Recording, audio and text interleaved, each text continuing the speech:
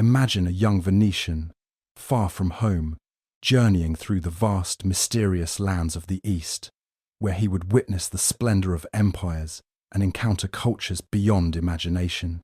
What if the stories he shared, filled with wonder and intrigue, held the key to unlocking the unknown world that would forever change the course of history? Marco Polo, the Venetian explorer, is a name that has echoed through history as one of the greatest and most enigmatic travelers of all time. Born in 1254, Marco grew up in the bustling city of Venice, a hub of commerce and culture. His family, already established as traders, travelled extensively, but it was Marco's journey to the east that would elevate him to legendary status. At the age of 17, Marco set off with his father and uncle on an adventure that would span over 2 decades and take him across vast landscapes, into cultures far beyond the reach of the known world at the time. Polo's travels led him through the heart of the Mongol Empire, reaching the court of Kublai Khan in China, where he became one of the emperor's trusted advisors. The tales of his journey through Central Asia, Persia, and China became a cornerstone of Western knowledge about the East. His observations and encounters with different cultures, religions, and practices offered a glimpse into a world previously hidden from the Europeans. He described in vivid detail the grandeur of the Khan's court, the wealth of the lands he visited, and the strange customs of the people he encountered. Yet, despite the fame his book earned, questions remain about the authenticity of his accounts. Some historians have questioned whether Polo truly saw all that he described, whether he embellished certain aspects of his journey.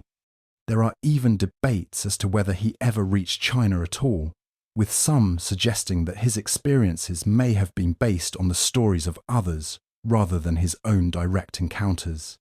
However, even if his tales were embellished, they still captured the imaginations of readers and opened a window to the East that had previously been closed. Marco Polo's legacy is undeniable, influencing not only the exploration of the world, but also the perception of Asia in the West. His book, The Travels of Marco Polo, sparked the imaginations of countless future explorers, including Christopher Columbus. His writings were instrumental in inspiring the age of exploration, as Europeans sought to find their own routes to the East. Beyond exploration, his name became synonymous with adventure and discovery, influencing everything from literature to modern pop culture. Today, Marco Polo remains a figure shrouded in mystery, his journeys both admired and questioned. Whether every detail of his story is entirely true or not, his impact on history is indelible. As he continues to inspire generations of adventurers and dreamers to explore the unknown, Marco Polo was born in 1254 in the vibrant city of Venice, a thriving commercial hub in medieval Europe. Venice, with its winding canals and majestic buildings, was a city of traders, sailors, and explorers, where the hustle of commerce permeated every corner. Marco's family, the Polos, were not newcomers to this world of trade. His father, Niccolo Polo, and his uncle, Maffeo Polo, were merchants who had already established a name for themselves in the Venetian trading scene. They were familiar with the world beyond Venice, often journeying to far-off places to secure lucrative deals, especially with the great powers to the east. Growing up in this environment, Marco was surrounded by stories of distant lands, bustling markets, and the richness of the Silk Road. From a young age, he absorbed the languages and customs of merchants and sailors, learning the skills that would later serve him well on his own journey. The city's connection to the east, through its trade routes to Constantinople, Persia, and even further into Asia, had an undeniable influence on Marco's early life. Venice, after all, was the bridge between East and West, and its maritime power was something that Marco would soon inherit. In 1260, when Marco was just 6 years old, his father and uncle set off on a voyage to Asia, travelling to the court of the great Mongol ruler Kublai Khan. They journeyed through the Silk Road, reaching China and bringing back tales of the vast, opulent empire. These stories, filled with unimaginable wealth and extraordinary people, ignited the spark of curiosity and ambition in young Marco. It wasn't long before he joined his father and uncle on another expedition. When Marco was 17, they set off again, this time to return to Kublai Khan's court. The young Polo was destined to see the world his family had only briefly glimpsed.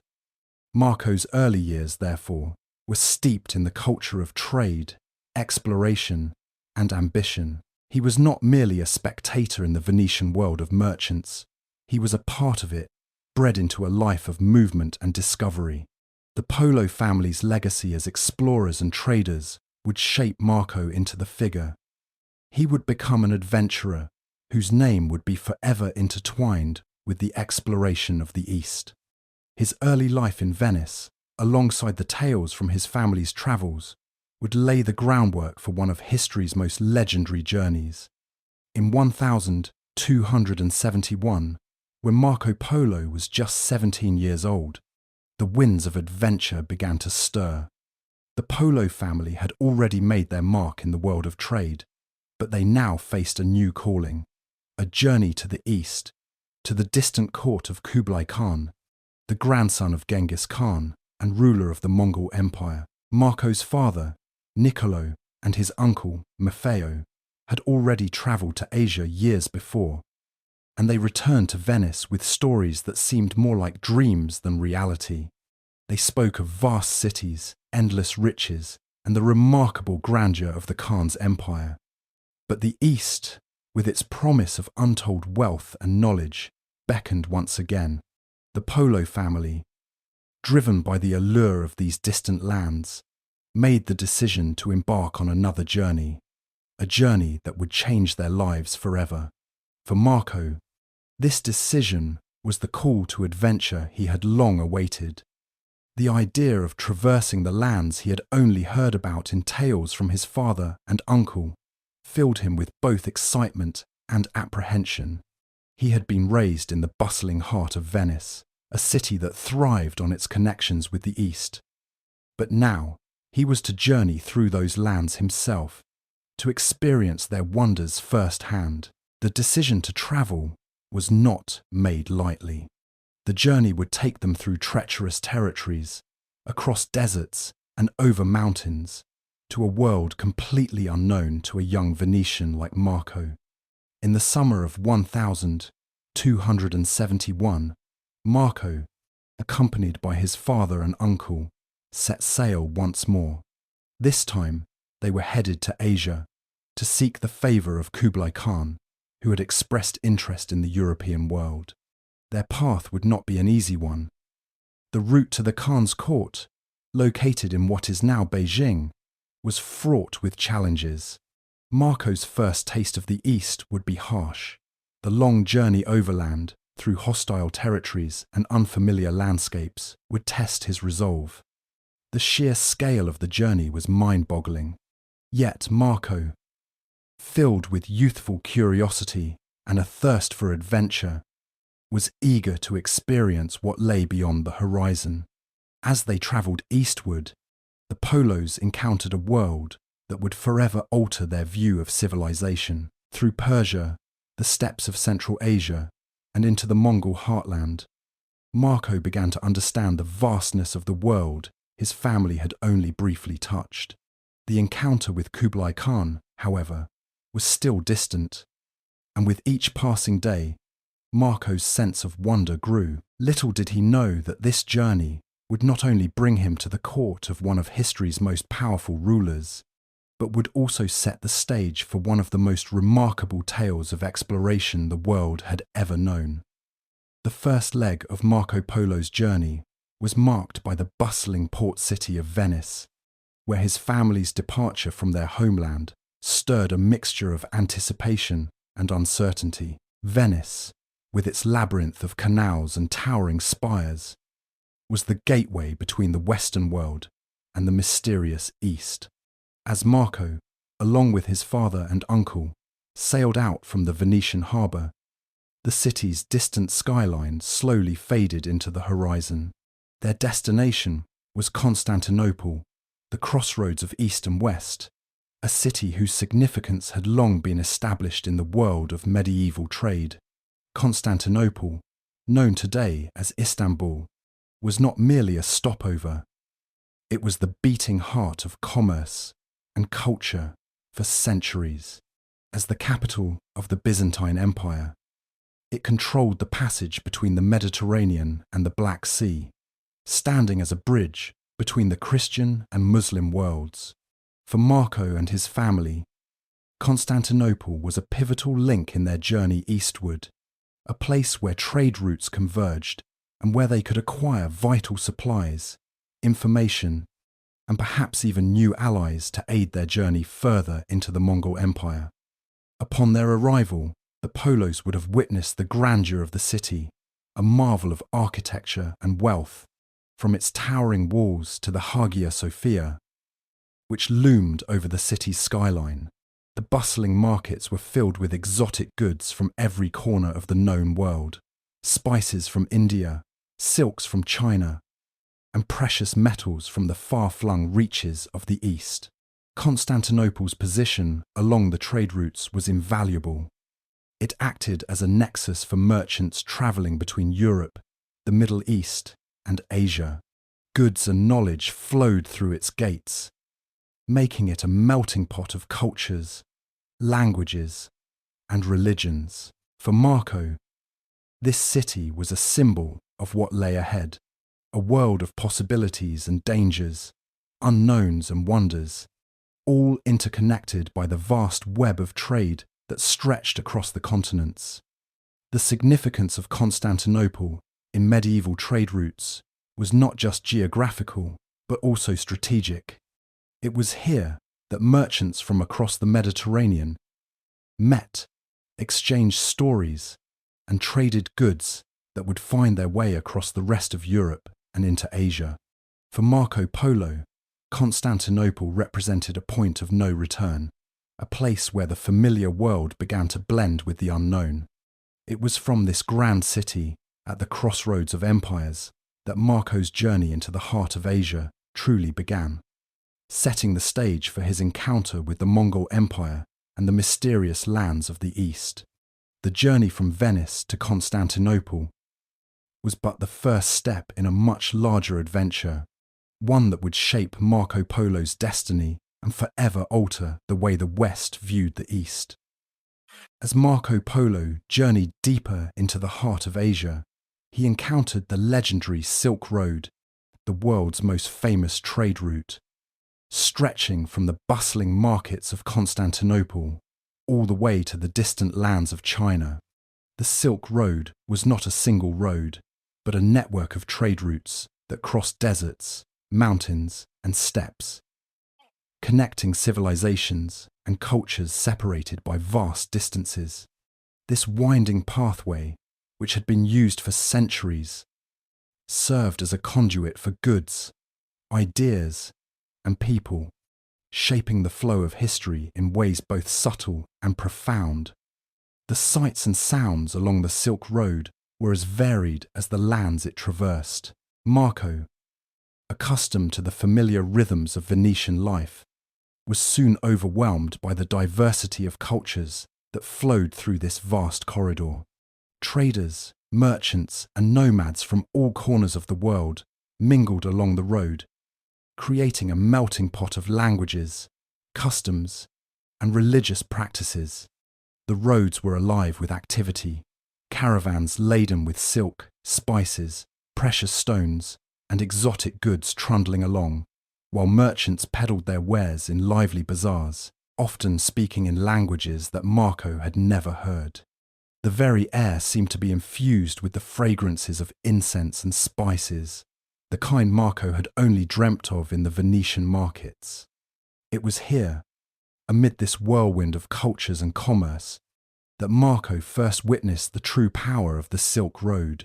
Goods from the east, particularly the prized silk from China, flowed westward, while precious metals, glassware, and woolen textiles made their way to the markets of Central Asia and beyond. The roads not only carried material goods, but also ideas. Philosophies, religions, and technologies were exchanged along the same paths, leaving a profound impact on the societies that embraced them. Buddhism, which had originated in India, spread across the region, its teachings reaching as far as China and Central Asia. Marco, who had been raised in the Catholic traditions of Venice, found himself encountering a variety of beliefs, each with its own sacred texts, rituals, and icons, all woven into the fabric of the Silk Road. The nomads of the steppes, especially the Mongols, were the most formidable travellers along the Silk Road. Their horses carried them across vast stretches of land, and their caravans were essential in maintaining the flow of goods between the farthest reaches of Asia. Marco would come to understand that it was the Mongols who truly controlled the Silk Road, their empire uniting much of Central Asia under one rule. It was through their vast empire that the Silk Road became a safer and more connected trade route, facilitating the exchange of goods and culture. For Marco, the Silk Road was more than just a trade route. It was a gateway to a world that seemed to stretch endlessly beyond the horizon. It was here that he would learn not only about the goods that passed between East and West, but also about the people who shaped this network, each culture adding its unique thread to the rich tapestry of the Silk Road. In a sense, Marco Polo's journey was as much about discovering the cultures of the East as it was about charting the routes that connected them to the West. As Marco Polo continued his journey along the Silk Road, the vast and mighty Mongol Empire loomed large on the horizon. At the heart of this empire was the figure of Kublai Khan, grandson of the legendary Genghis Khan, whose conquests had carved out the largest continuous empire in history. Marco's first encounters with the Mongols were nothing short of awe-inspiring. From the moment he entered Mongol territory, the difference between the cultures of the West and the East became starkly apparent. The Mongols, known for their fierce reputation as warriors, were far more than mere conquerors. Their empire, despite its intimidating military prowess, was a sophisticated and organized state, stretching from the steppes of Central Asia to the borders of China. Under Kublai Khan, the Mongols were building an empire based not only on conquest, but also on trade, culture, and governance. The Khan, a man of immense vision, sought to integrate the diverse peoples of his vast empire, employing both Mongol traditions and the knowledge of the many cultures under his rule. Marco quickly realized that Kublai Khan's empire was a place where ancient traditions blended with new ideas, where the power of the Mongols was harnessed in a way that was as much about administration and culture as it was about war. Upon first arriving in the Mongol court, Marco was struck by the vastness and grandeur of the empire. The Mongols' military prowess was evident in the disciplined regiments of cavalry that moved like a wave across the land, but their ability to govern such an enormous territory was equally impressive. Kublai Khan's court was a centre of learning and culture, drawing scholars, artists, and diplomats from all corners of the known world. The Khan himself, while a formidable ruler, was deeply interested in the affairs of state and the prosperity of his people. He ruled with an open hand, inviting foreigners like Marco into his presence and showing a keen interest in their knowledge and traditions. Marco was introduced to the Mongol way of life, which was rooted in both pragmatism and respect for tradition. The Mongols, as Marco saw firsthand, lived by a unique code of honor, and had an unwavering commitment to their empire's stability. Their love for horses was not just a cultural trait, but a practical necessity that helped maintain their military superiority and mobility. The Mongols' efficiency in battle and their strategic thinking left Marco in awe, but it was their ability to bring together such a vast and diverse empire that truly fascinated him. Despite the often harsh and unforgiving nature of the Mongol Empire, Marco quickly grew to admire their ability to govern with flexibility and vision. The Khan's court was not just a place of power, it was also a place of intellectual exchange, where ideas from China, Persia, Europe, and beyond were discussed and cultivated. Marco's interactions with the Mongols opened his eyes to the possibility of cooperation and unity across cultures, a realization that would shape his understanding of the East for the rest of his journey. In Kublai Khan's empire, Marco saw a civilization that was not just about conquest, but about the transformative power of culture and governance, and it was this complexity that left a lasting impression on him throughout his travels. As Marco Polo and his family ventured deeper into the Mongol Empire, they eventually found themselves in the grand city of Chengdu, known to the west as Xanadu. Located in what is now Inner Mongolia, Chengdu was a magnificent palace complex that was the summer capital of Kublai Khan's sprawling empire. Polo's first impressions of this city were nothing short of awe-inspiring. The city was a blend of Mongol nomadic traditions and the grandeur of Chinese architecture, surrounded by vast gardens, impressive temples, and colossal structures that signified the empire's wealth and power. Marco marveled at the opulence of the palace and the advanced infrastructure that supported the entire empire. Chengdu was not just a political capital, but a cultural melting pot, and Polo could sense the sophisticated ways in which Kublai Khan had integrated Mongol and Chinese traditions. The palace was filled with foreign ambassadors, scholars, and artisans from every corner of the known world. The Khan, a figure of immense power, commanded loyalty not only through fear, but through respect for his achievements in governing such a vast empire. Polo, now in the heart of Mongol territory, could see the extent of Kublai Khan's vision, a vision that sought to unite disparate peoples under a single banner. The city reflected the grandeur of this ambition, with its wide streets lined with merchants selling silks, spices, and treasures from across the empire. The Mongols had adapted and built upon the systems of governance that had been in place in China for centuries, creating a bureaucracy that was as effective as it was vast. The empire was divided into provinces, each with its own governor, ensuring that Kublai Khan's will was carried out far and wide. Polo, observing the administrative machine at work, was struck by the precision with which the Mongols governed. While many viewed the Mongols as brutal conquerors, Marco saw a society that was intricately woven together by a vast network of roads, trade routes, and a system of taxation that stretched across continents. The Khan's court was a bustling centre of politics and culture, where poets, musicians, and scholars came together to share ideas. It was here, at the heart of the Mongol Empire, that Marco Polo began to fully understand the magnitude of the empire's reach and influence. He witnessed firsthand the ways in which Kublai Khan cultivated alliances with surrounding kingdoms, balancing the interests of conquered peoples with those of the Mongols. Yet it was not just the political or military aspects of the empire that fascinated Polo. It was also the cultural richness that pervaded every aspect of Mongol life. The Khan's court was not merely a place of power, but a sanctuary of intellectual and artistic exchange, where the arts, science, and diplomacy flourished. The Mongols, despite their warrior roots, had built a civilization that was as much about culture as it was about conquest.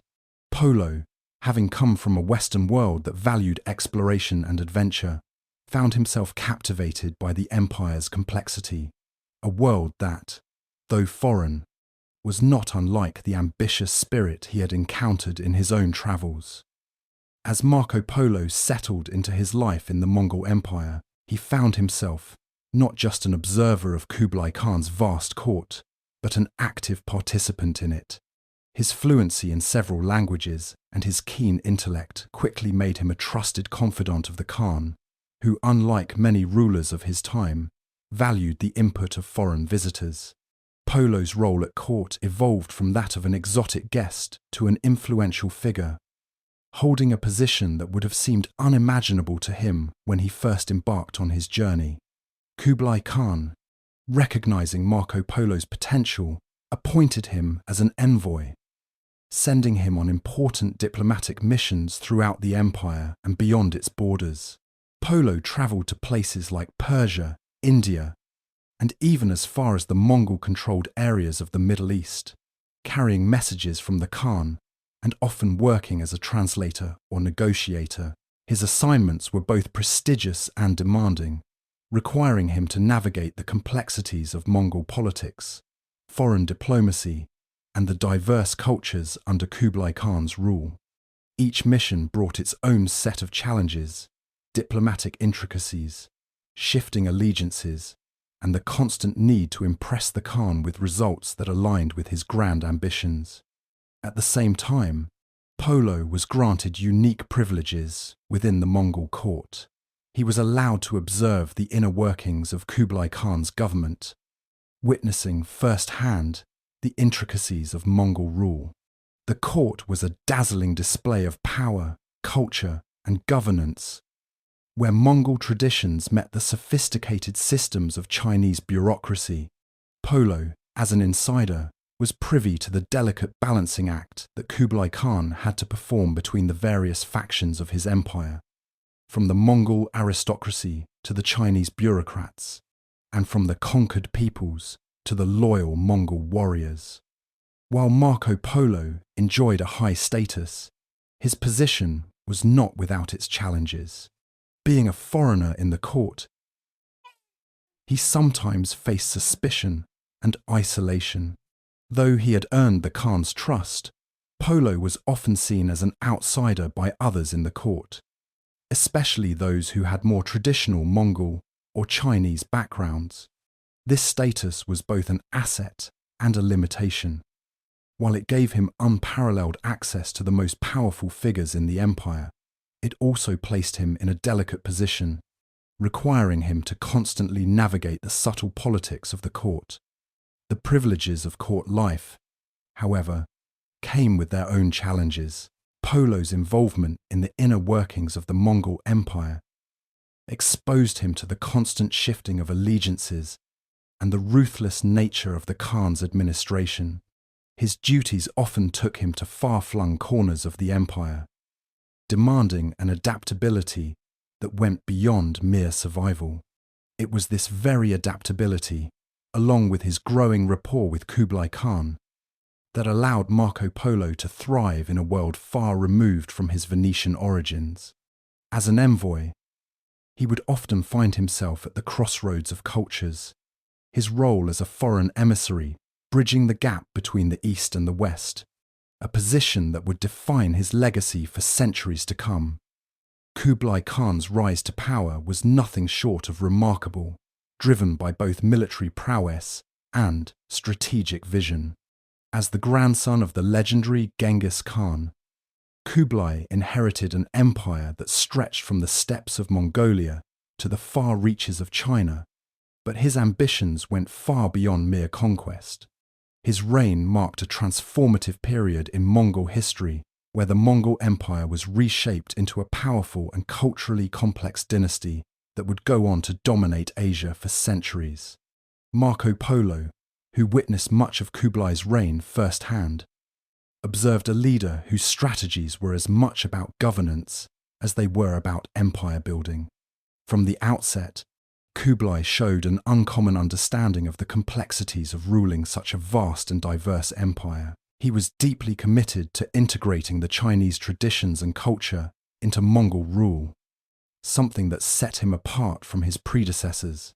Where others sought to maintain a strict Mongol dominance over China, Kublai sought to blend Mongol governance with the sophisticated Chinese imperial system. This was most evident in his decision to establish the Yuan dynasty, a Mongol-led administration that recognized the importance of Chinese bureaucratic traditions. Kublai was not only a conqueror, but a ruler who sought to command the loyalty of the diverse populations within his empire. Polo's time at Kublai's court offered him a unique insight into the ambitions of the Khan. Marco noted Kublai's relentless drive to expand and solidify his control over China, a goal that extended beyond mere territorial conquest.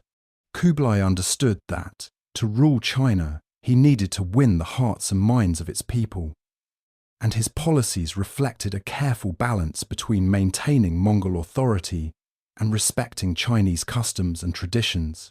This was evident in his administrative reforms, where he instituted policies that allowed Chinese officials to continue governing local affairs, while Mongol rulers maintained overarching control.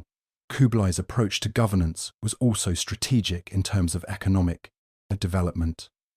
Recognizing the importance of trade, he encouraged the expansion of the Silk Road, creating a stable and prosperous environment for merchants and artisans to thrive.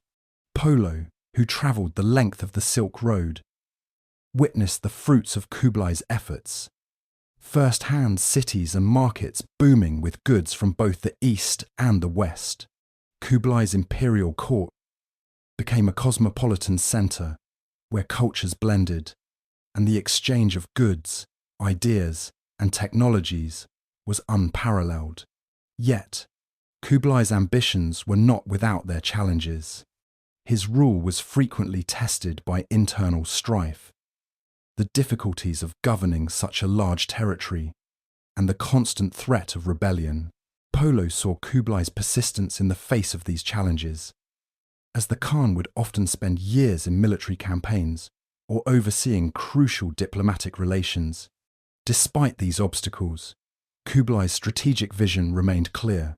He sought to create a lasting Mongol legacy in China, one that would blend the best aspects of both Mongol and Chinese rule.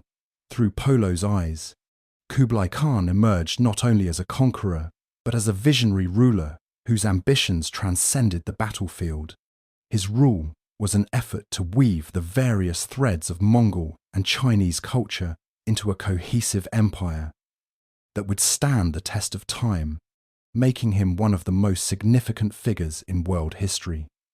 Marco Polo's visit to the Forbidden City provided him with an unparalleled view into the inner workings of Mongol China, a glimpse into a world that was simultaneously mysterious and awe-inspiring to outsiders.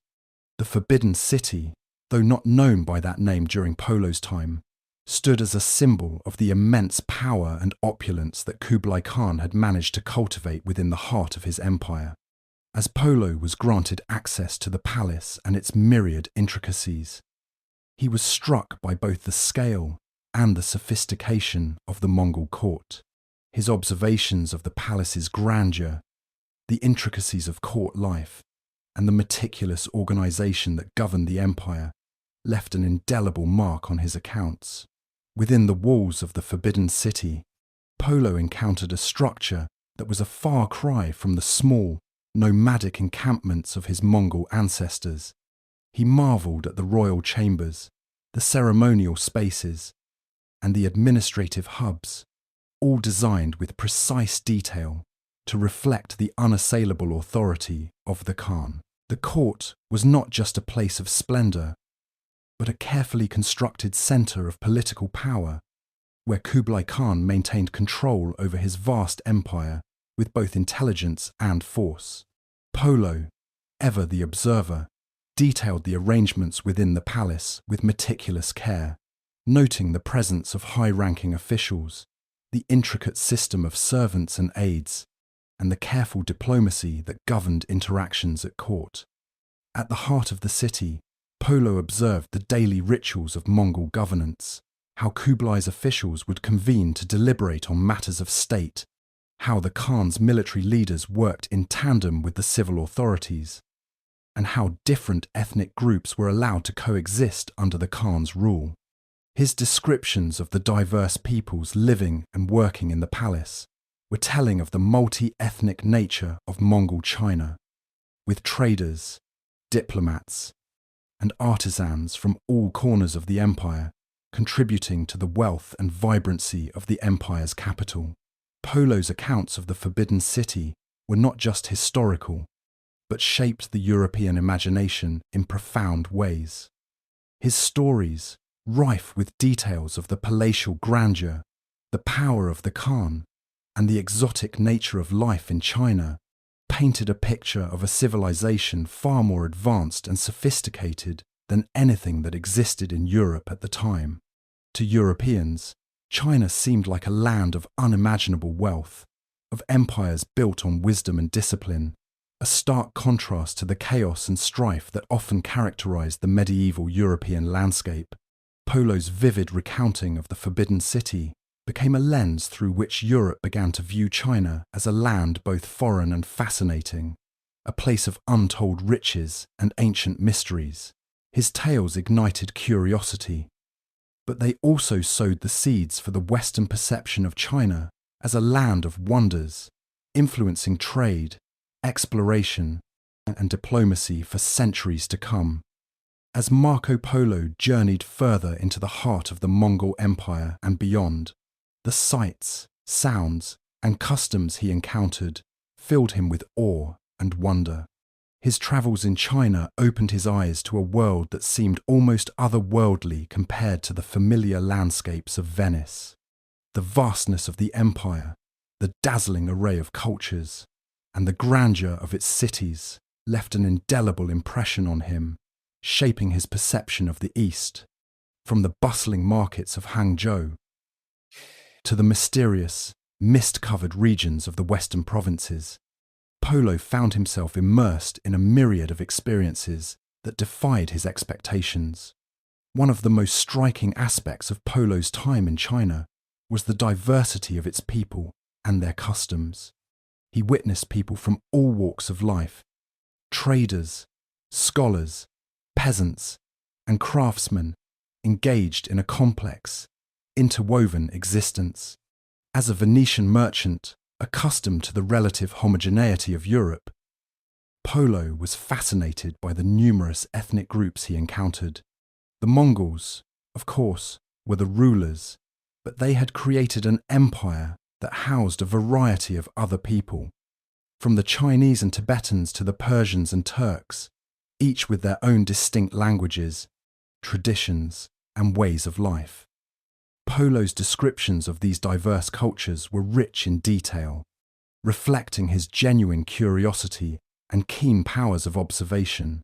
Polo's travels took him to places that had yet to be fully understood by the people of his time.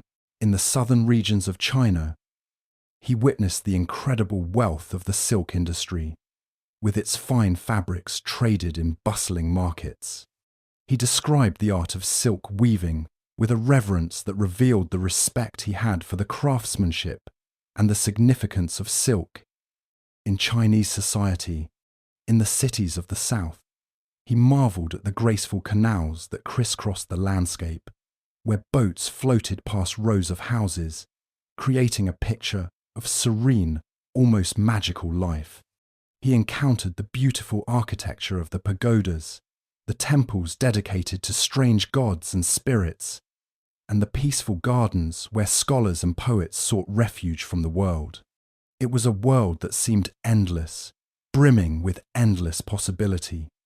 Beyond China, Polo ventured to lands that were equally exotic and fascinating. His descriptions of Persia and India, with their vast cities, majestic palaces, and opulent courts, were filled with wonder. He recounted the endless deserts, towering mountain ranges, and dense forests that he crossed as though they were passages to other worlds, places teeming with mystery and adventure. Along the way, he met peoples whose ways of life seemed strange, even surreal, yet had a logic and beauty all their own. The customs of the Mongol court, the trade practices of Persian merchants, the religious ceremonies of Indian temples, all were subjects of his careful scrutiny, and each encounter revealed something new about the vibrant and multifaceted cultures he encountered. Through these experiences, Polo became not just a traveller, but a storyteller, a bridge between East and West. His accounts were some of the earliest and most detailed insights into the rich and diverse cultures of the East, shaping Europe's view of the world for generations. Yet despite his admiration for these civilizations, Polo remained firmly rooted in his Venetian identity, often marvelling at how different the East was from the world he knew, and how these differences only made it all the more fascinating. Marco Polo's journey into Persia marked another fascinating chapter in his travels across the vast expanse of the Mongol Empire.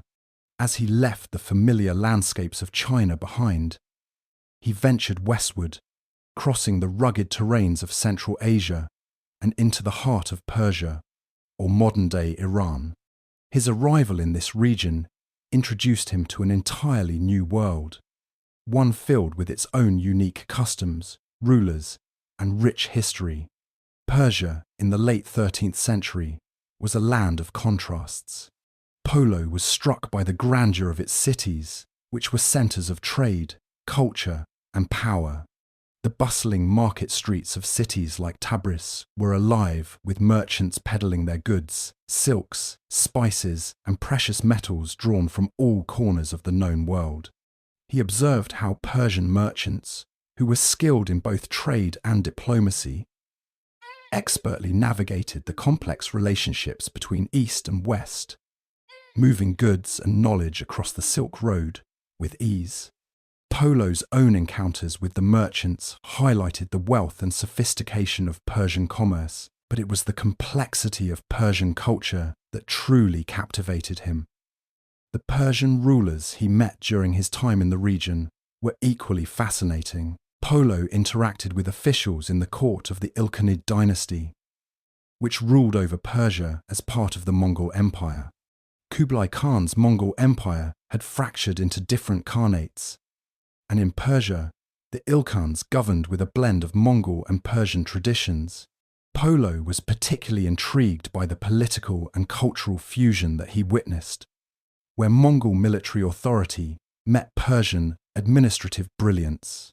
The Persian rulers, though still influenced by their Mongol overlords, had established a system that allowed them to rule over this vast, diverse region with a blend of Mongol military might and Persian administrative sophistication. The Ilkhanid court was a melting pot of ideas, where Persian culture met the Mongol tradition, and Polo was granted a front-row seat to this dynamic interplay of civilizations.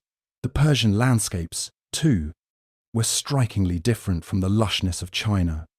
Polo described the vastness of the Persian plateau, where rolling deserts stretched as far as the eye could see, interrupted only by the occasional oasis town.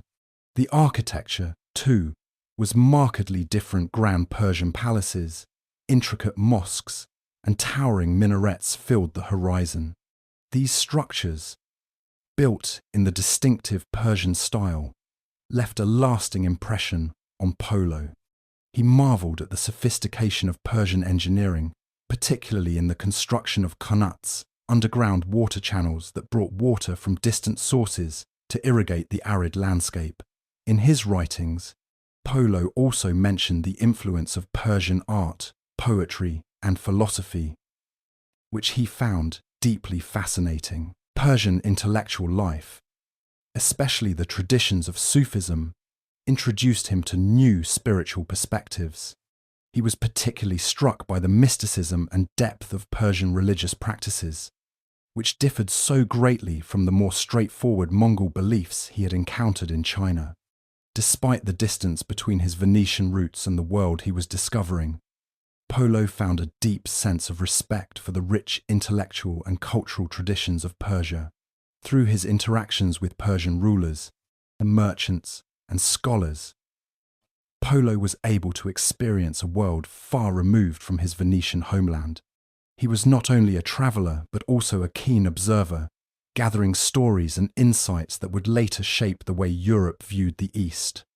Marco Polo's time in Persia left him with a sense of awe and wonderment, as he encountered a society that was as enigmatic as it was sophisticated. Persian knowledge, especially in areas of science, mathematics, and architecture, captivated him, and it became clear that Persia held a key to many of the mysteries he would encounter on his travels. Polo often alluded to the advanced nature of Persian innovations, though he did not fully comprehend their deeper significance.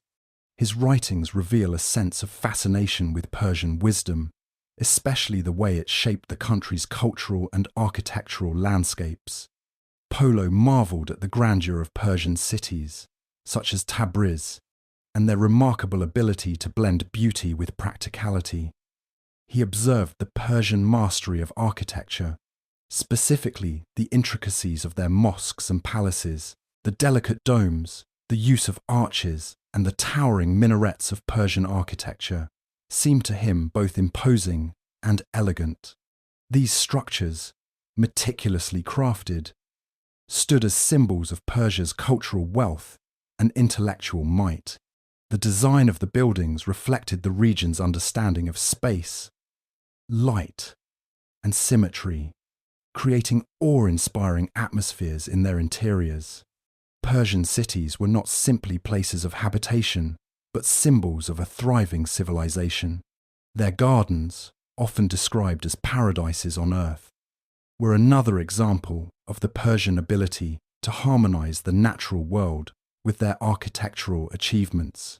Polo, ever the keen observer, noted the precision and order in these gardens, which spoke to a profound connection between man and nature. The Persian influence also extended to the arts. Polo noted the exquisite craftsmanship of Persian textiles, ceramics, and carpets. He was struck by the delicate designs and vibrant colours woven into fabrics and the intricate details painted onto pottery. These pieces of art not only displayed the artistic flair of Persian culture, but also embodied the region's mastery over materials and the intricate designs that reflected their understanding of beauty. Polo's accounts hint at a world where creativity and knowledge went hand in hand, with craftsmanship serving as a physical manifestation of a deeper understanding of the world. Another facet of Persian culture that Polo touched upon was the people's relationship with knowledge and learning. During his travels, he came into contact with Persian scholars and intellectuals who shared with him their deep insights into the world. Polo noted their vast knowledge in subjects such as astronomy, mathematics, and medicine, subjects that were highly advanced for their time. While Polo did not fully grasp the complexities of the theories shared with him, he was clearly impressed by the intellect of the Persians. It was through his observations of their society and culture that Polo began to appreciate the importance of Persian knowledge, which he later carried with him as he ventured into other parts of Asia. Despite the puzzle of Persian knowledge that remained somewhat elusive to him, Polo's journey through Persia left him with a rich tapestry of experiences, observations, and insights. He could not always explain the mysteries he encountered, but he recognized the deep intellectual and cultural traditions that had flourished in the region.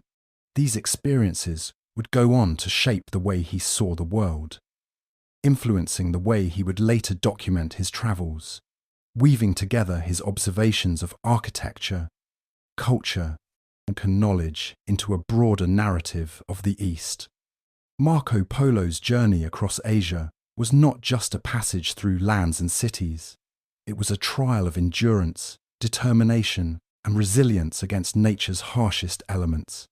The vast expanse of the continent, with its immense deserts, towering mountain ranges, and dense forests, presented a series of formidable obstacles that constantly tested Polo and his companions. As they traversed the endless wildernesses, Polo came to witness the raw, unyielding forces of nature, which he described in both awe and fear. One of the most perilous stretches of his journey occurred as he ventured through the desolate Gobi Desert, a place where the heat was relentless by day and freezing cold by night. The landscape was barren, with not a single oasis in sight for days on end. The travellers were forced to rely on their dwindling supply of water and the knowledge of local guides who were familiar with the desert's rhythms. Polo's accounts convey the sense of isolation and vulnerability the group felt as they crossed this vast, uninhabited terrain where the wind howled through the empty spaces and the relentless sun seemed to burn the earth itself. At times, the group faced sandstorms that blotted out the sky and swallowed entire stretches of the desert, leaving them disoriented and uncertain of their bearings. Beyond the desert, Polo encountered some of the highest and most treacherous mountain ranges in the world, including the towering peaks of the Himalayas. The daunting climb through these mountains was fraught with dangers, avalanches, narrow passes, and treacherous cliffs. Polo's vivid descriptions of these mountains reveal not only their physical enormity, but also the overwhelming sense of awe they inspired. He marveled at the snow-capped summits, which appeared like ancient, unmovable gods watching over the land, but also detailed the fear and hardship that came with navigating their icy slopes. The altitude, the freezing temperatures, and the perilous terrain made these mountains a test of endurance that only the most seasoned travellers could survive. Yet, amid these hardships, Polo also encountered some of the natural wonders of Asia that left a lasting impression. He spoke of lush forests teeming with wildlife, where the air was thick with the scent of pine and the distant sounds of animals calling to one another. In these forests, Polo described majestic rivers that flowed like veins through the landscape, their waters sometimes calm and reflective, at other times powerful and thunderous, as they cut through the land with force and elegance. The beauty of these places, with their vibrant ecosystems and spectacular vistas, was a stark contrast to the desolate stretches of desert or the bleak mountain passes. The natural wonders of Asia were not only awe-inspiring, but also dangerous. Polo recounted encounters with wild animals, from fierce tigers prowling the jungles to venomous snakes slithering across the paths. These creatures, though fascinating in their power and grace, were constant reminders of the risks the travellers faced in this untamed wilderness. Still, Polo's journey across the Asian wilderness was one of perseverance, and each day brought new challenges and marvels that only strengthened his resolve to continue his exploration. The landscape he traversed, with all its beauty and danger, was as much a part of his story as the cities and cultures he encountered along the way, shaping his understanding of the world and the vast, intricate forces that governed it. Marco Polo's travels took him not only across the vast landmasses of Asia, but also through the unpredictable waters of the Indian Ocean, where he experienced firsthand the complexities and challenges of seafaring in an era long before modern navigation.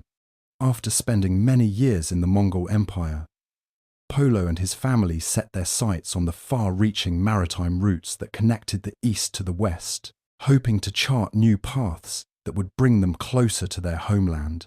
The journey across the Indian Ocean was one of the most thrilling and perilous experiences of Polo's travels. The ocean, stretching from the shores of China to the Arabian Peninsula, was a network of vast trade routes, crisscrossed by sailors who navigated the waterways with knowledge passed down through generations. These waters were not just a means of transport, but the lifeblood of commerce, connecting distant lands and facilitating the exchange of goods, ideas.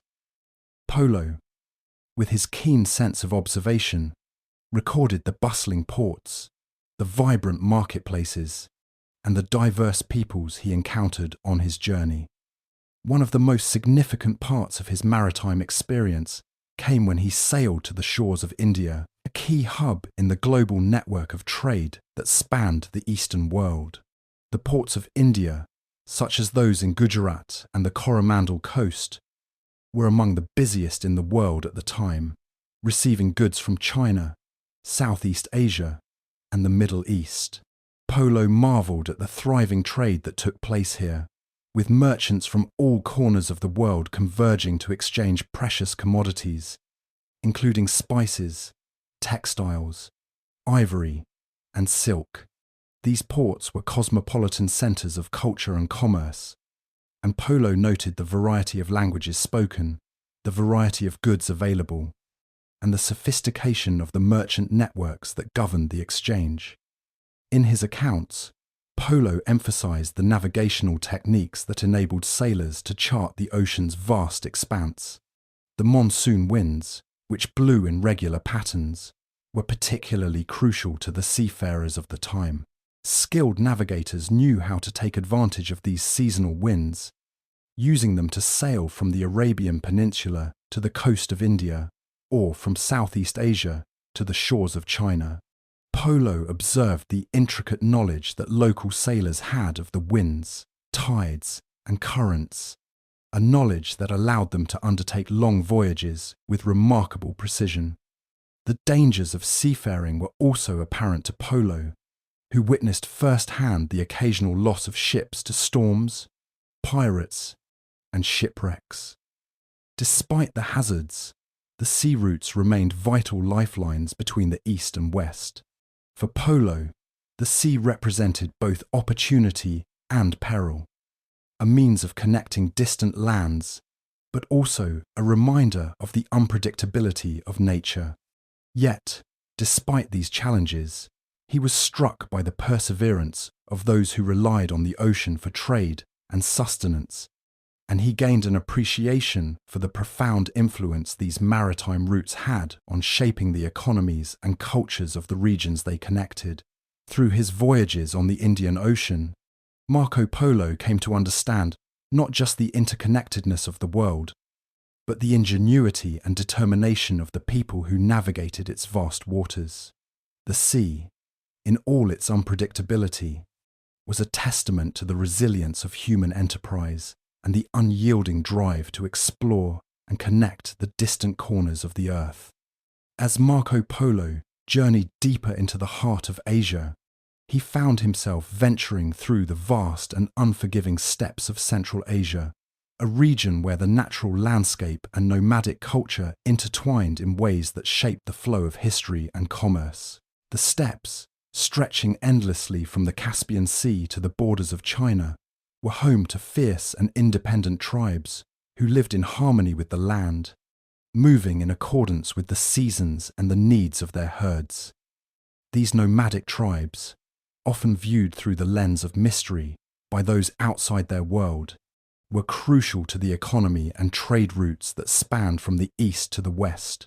Polo's encounters with the nomadic people of Central Asia were numerous and varied. He observed the lives of the Turkic, Mongol, and other Central Asian tribes with a mixture of awe and curiosity, noting how they managed vast herds of horses, camels, and cattle that formed the backbone of their economies. The tribes were not simply wanderers but were skilled traders, expertly navigating the dangerous terrain of the steppes and participating in the Silk Road's ever-expanding network of trade. Polo marvelled at their adaptability and resilience, as well as their ability to traverse the harsh terrain with ease, often living in yurts or tents that could be swiftly dismantled and relocated as needed. It was in this environment that Polo came to understand the significance of the Silk Road in shaping the economies and cultures of the region. Central Asia served as a vital crossroads where goods from the farthest reaches of the East met the ancient markets of the West. The region was teeming with merchants and traders who transported silk, spices, precious stones, and textiles across treacherous mountains and scorching deserts. Polo's accounts of the Silk Road emphasize its dual role as both a trade route and a cultural bridge, where goods and ideas from China, India, Persia, and even the Mediterranean coalesced into a thriving exchange network. Through the lens of his travels, Polo shed light on the complex and interconnected nature of this trade, revealing how the nomadic tribes played an essential role in facilitating the movement of goods across vast distances. The silk trade, in particular, was a key economic driver in the region, with the prized fabric serving as both a symbol of wealth and a commodity that connected the civilizations of the East and West. Polo's observations about the intricacies of the silk trade offer a glimpse into the larger systems of exchange that spanned continents, with caravanserais, or roadside inns, serving as hubs where goods were exchanged, traded and distributed along the Silk Road's many paths. As Polo moved through the steppes, he also took note of the challenges posed by the environment. The extreme climate, ranging from scorching heat to freezing cold, posed a constant threat to those who travelled through it. Yet, the resilience of the nomadic tribes was apparent in their ability to navigate these hardships and maintain their way of life. Their intimate knowledge of the land, the seasons, and the rhythms of nature allowed them to thrive in conditions that would have driven others to despair. In Polo's narrative, the steppes of Central Asia come alive not only as a vast and daunting landscape, but as a bustling crossroads where trade, culture, and the human spirit converged in ways that would leave a lasting impact on history. His exploration of the nomadic tribes and the Silk Road offers a profound insight into the intricate web of connections that bound the ancient world together, shaping the economies, cultures, and destinies of distant civilizations. As Marco Polo ventured deeper into the Mongol Empire, he couldn't help but reflect on the towering legacy of Genghis Khan, the founder of the vast Mongol realm that spanned from the steppes of Central Asia to the gates of Europe. Polo's journey took him through territories once shaped by Genghis's formidable conquests, and the remnants of the great emperor's empire were evident in the administrative structures, military prowess, and cultural shifts that Polo encountered. The sheer scale of Genghis Khan's empire was astonishing, having been established in less than a century, yet its echoes were still felt in the empire's continued prosperity under his descendants, particularly under the leadership of Kublai Khan. In his travels, Polo observed the transformation of the Mongol Empire from a ruthless, conquering force to a more sophisticated, bureaucratically organized realm. The Mongol Empire, under Genghis Khan, had been built on unrelenting military campaigns, where the rapid and brutal expansion of Mongol territory was driven by the genius of Genghis himself. The empire's military tactics, from swift cavalry raids to psychological warfare, left an indelible mark on the history of warfare. Polo's experiences, however, took place decades after the death of Genghis Khan, during a time when the Mongol Empire was more focused on consolidating its territory, developing trade routes, and fostering cultural exchange. The reign of Kublai Khan, Genghis's grandson, had shifted the empire's attention from expansion to governance and economic development, an empire-building strategy that stood in stark contrast to the violent conquests of the past. Polo was quick to note the difference between the Mongol rule of his time and the ruthless approach of Genghis Khan. While Genghis's empire had been forged through force, Polo's time in the Mongol court was marked by refinement, political maneuvering, and a growing interest in the administration of conquered lands. Under Kublai Khan, there was an effort to integrate conquered peoples into the empire's political and cultural systems. Polo witnessed firsthand the Mongol administration's focus on tax reforms, land management, and establishing a strong central government, all of which were far removed from the simple and nomadic military structure Genghis had built. This shift was emblematic of the empire's maturation as it adapted to new realities, incorporating the vast lands and diverse populations under its rule into a cohesive system of governance. Polo also reflected on the personal legacy of Genghis Khan, a man whose story was as much about vision as it was about conquest. Genghis had not only forged an empire, but had left behind a legacy of law, trade, and communication that transcended his military campaigns. The famed Pax Mongolica, or Mongol Peace, which Polo experienced during his time in China, had its roots in the stability and infrastructure that Genghis had set in motion. The Silk Road flourished under Mongol rule, creating a bridge between East and West that Polo traversed during his travels. The roads were safe, the trade routes expanded, and cultures that once existed in isolation now flourished through exchange. Despite the differences in approach between the reign of Genghis Khan and Kublai Khan, Marco Polo's journey across the Mongol Empire was ultimately an exploration of a world shaped by one man's audacious vision. Genghis Khan's legacy had transformed the world, and Polo, in his own way, had walked in the footsteps of this legendary conqueror, bearing witness to the empire that had been born of relentless ambition and had evolved into one of the greatest empires the world had ever known. Marco Polo's time in the court of Kublai Khan was not merely a political or diplomatic exchange. It became an extraordinary personal relationship between two men of different worlds. Polo, the Venetian merchant's son, had initially arrived in the Khan's vast empire as a foreigner, a traveller with little more than the reputation of his family's trade. Yet as time passed, Polo's keen intellect, adaptability, and linguistic skills won him the favour of Kublai Khan, who saw in him not just a trusted envoy, but a valuable confidant. Their connection was more than that of ruler and subject. It became one of mutual respect, built on Polo's unwavering loyalty and his ability to navigate the intricacies of Mongol court life. Polo's personal relationship with Kublai Khan is often characterized as one of influence and trust. The Venetian traveller was not merely an observer in the court. He played an active role in the day-to-day operations of the empire, functioning as an envoy, a diplomat, and at times, even a spy.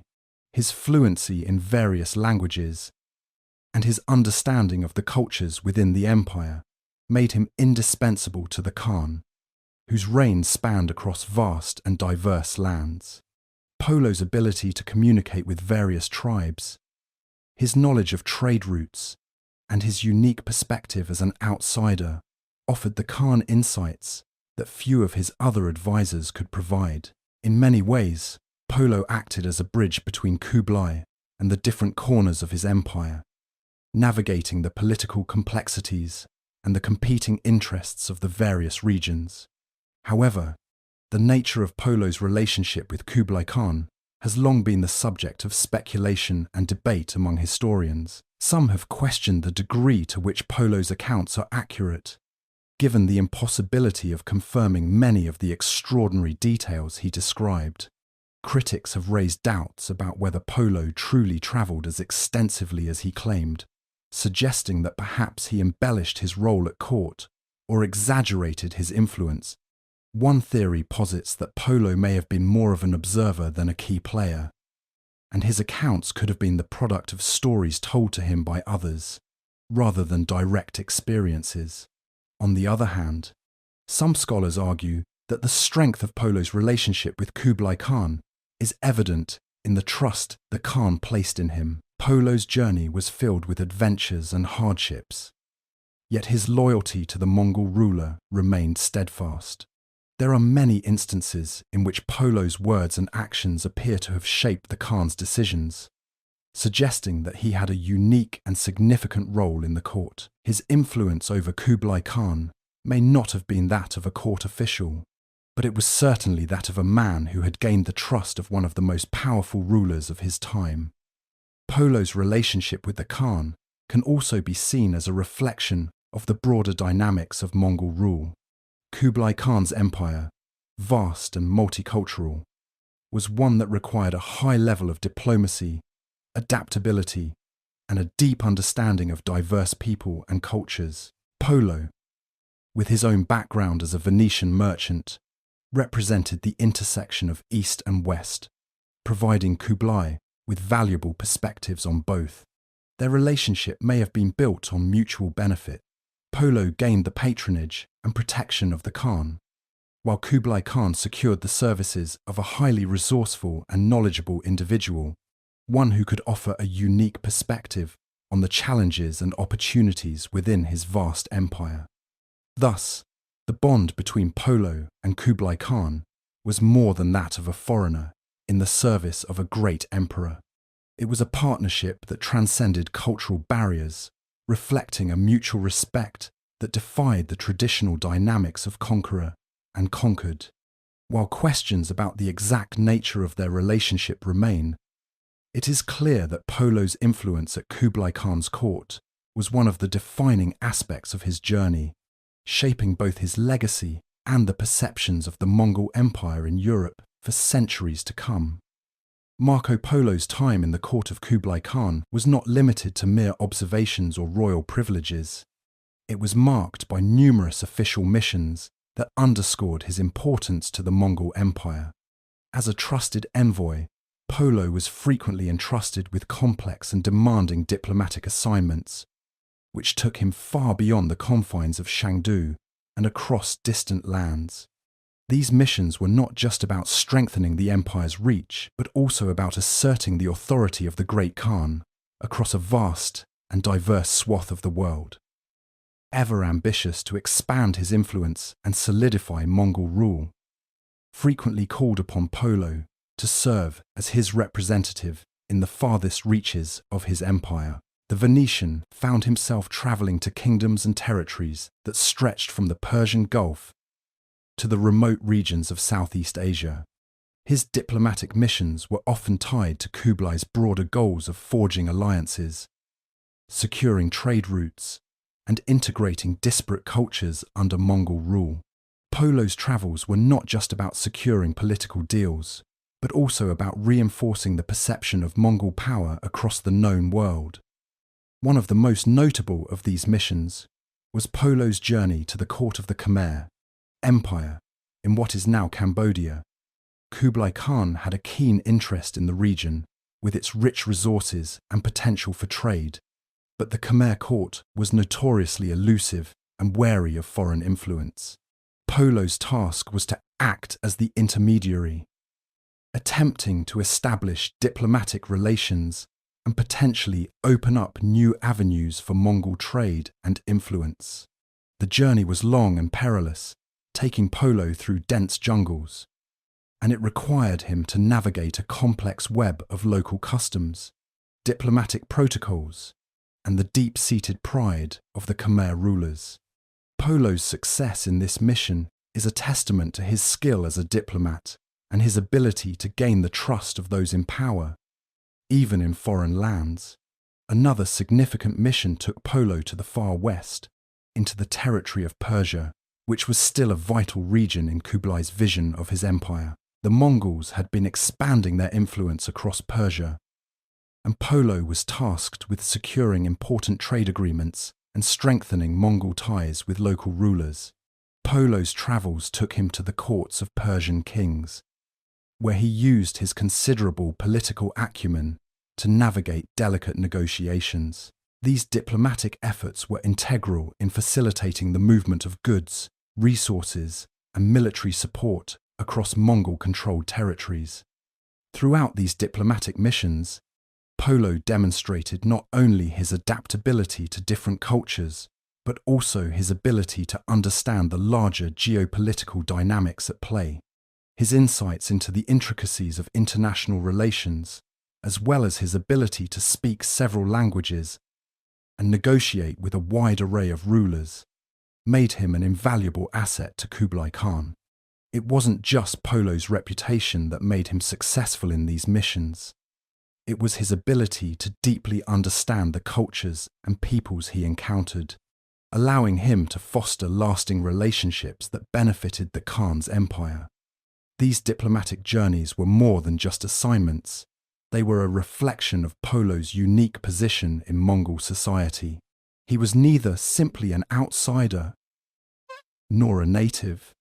Instead, Polo had carved a place for himself as a trusted intermediary between East and West, serving as a link in a chain that connected the Mongol Empire with far-reaching corners of the world. Through these official missions, Polo helped to cement the reputation of Kublai Khan as a ruler who was not only a conqueror but also a leader with the foresight to build an empire that spanned continents.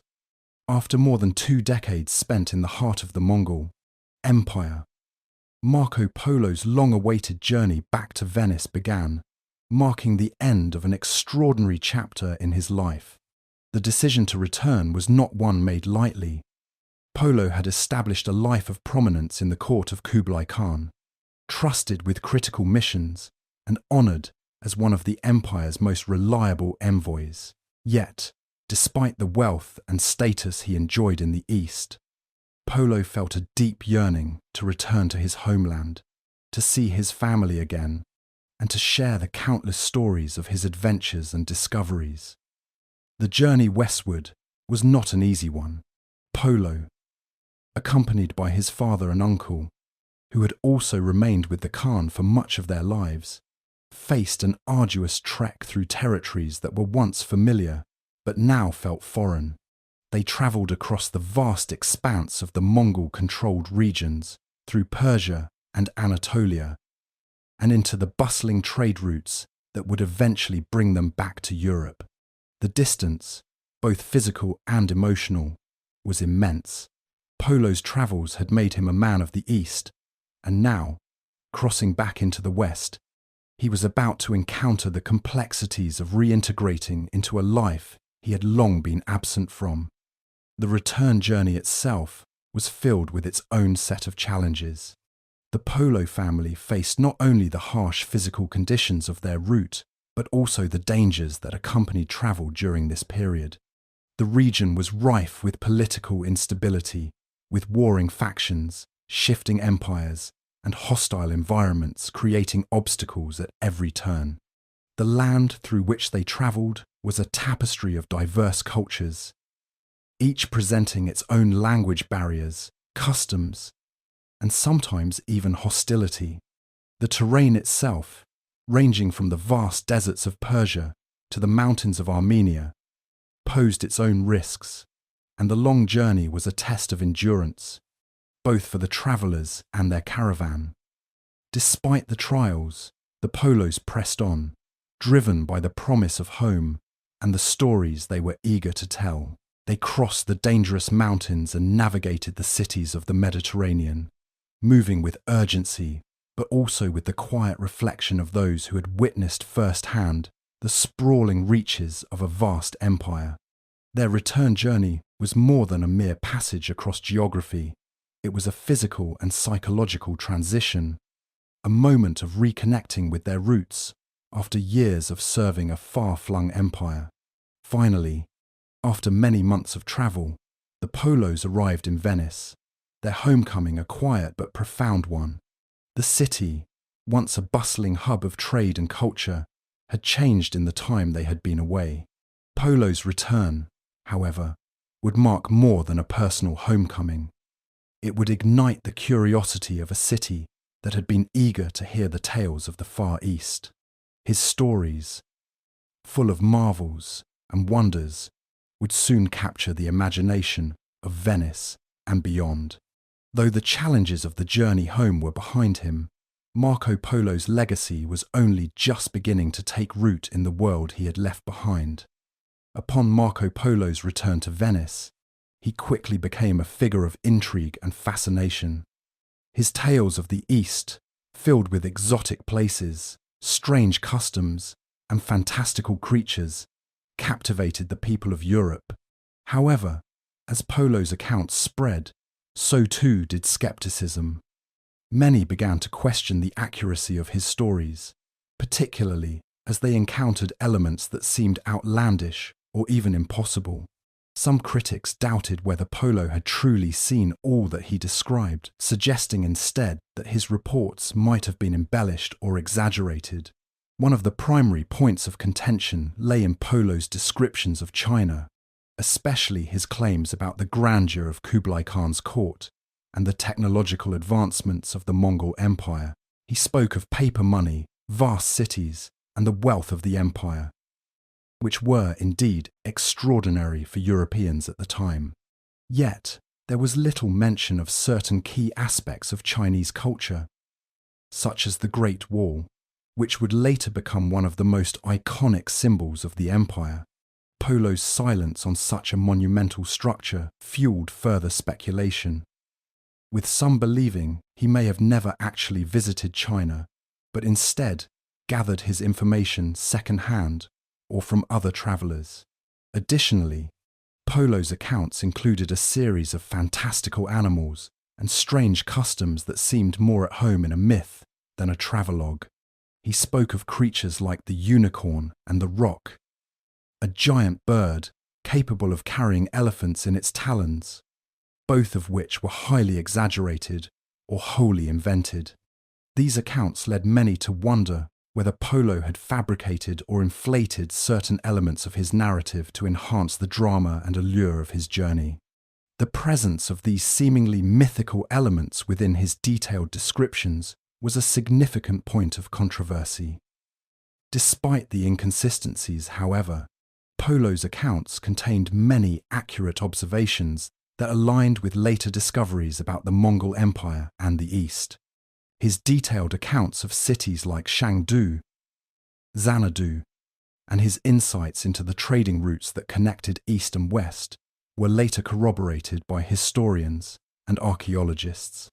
Many scholars have pointed out that, despite the exaggerations and occasional omissions, Polo's ability to capture the essence of the places he visited and the people he encountered was impressive, especially given the fact that much of what he described was entirely unknown to his European audience at the time. Some modern historians argue that Polo's descriptions should be understood not as a literal factual record, but as a reflection of the perceptions and misconceptions of a Venetian merchant, encountering a world far beyond his imagination. Perhaps Polo, in an effort to make his journey more meaningful or palatable to his audience, felt compelled to embellish certain details to match the expectations of those who had never ventured beyond the boundaries of their known world. Ultimately, the mystery of Marco Polo's accounts remains unsolved. Whether his reports were entirely true, entirely false, or a mixture of both, his legacy endures. What cannot be doubted is the tremendous impact his stories had on European perceptions of the East, serving as a bridge between two worlds that had previously been separated by vast distances and cultural barriers. When Marco Polo returned to Venice in 1295 after more than 2 decades in the East, he was met with a mixture of awe and skepticism. Having spent much of his youth and early adulthood travelling through some of the most exotic and mysterious parts of the world, Polo's reintegration into Venetian society was far from straightforward.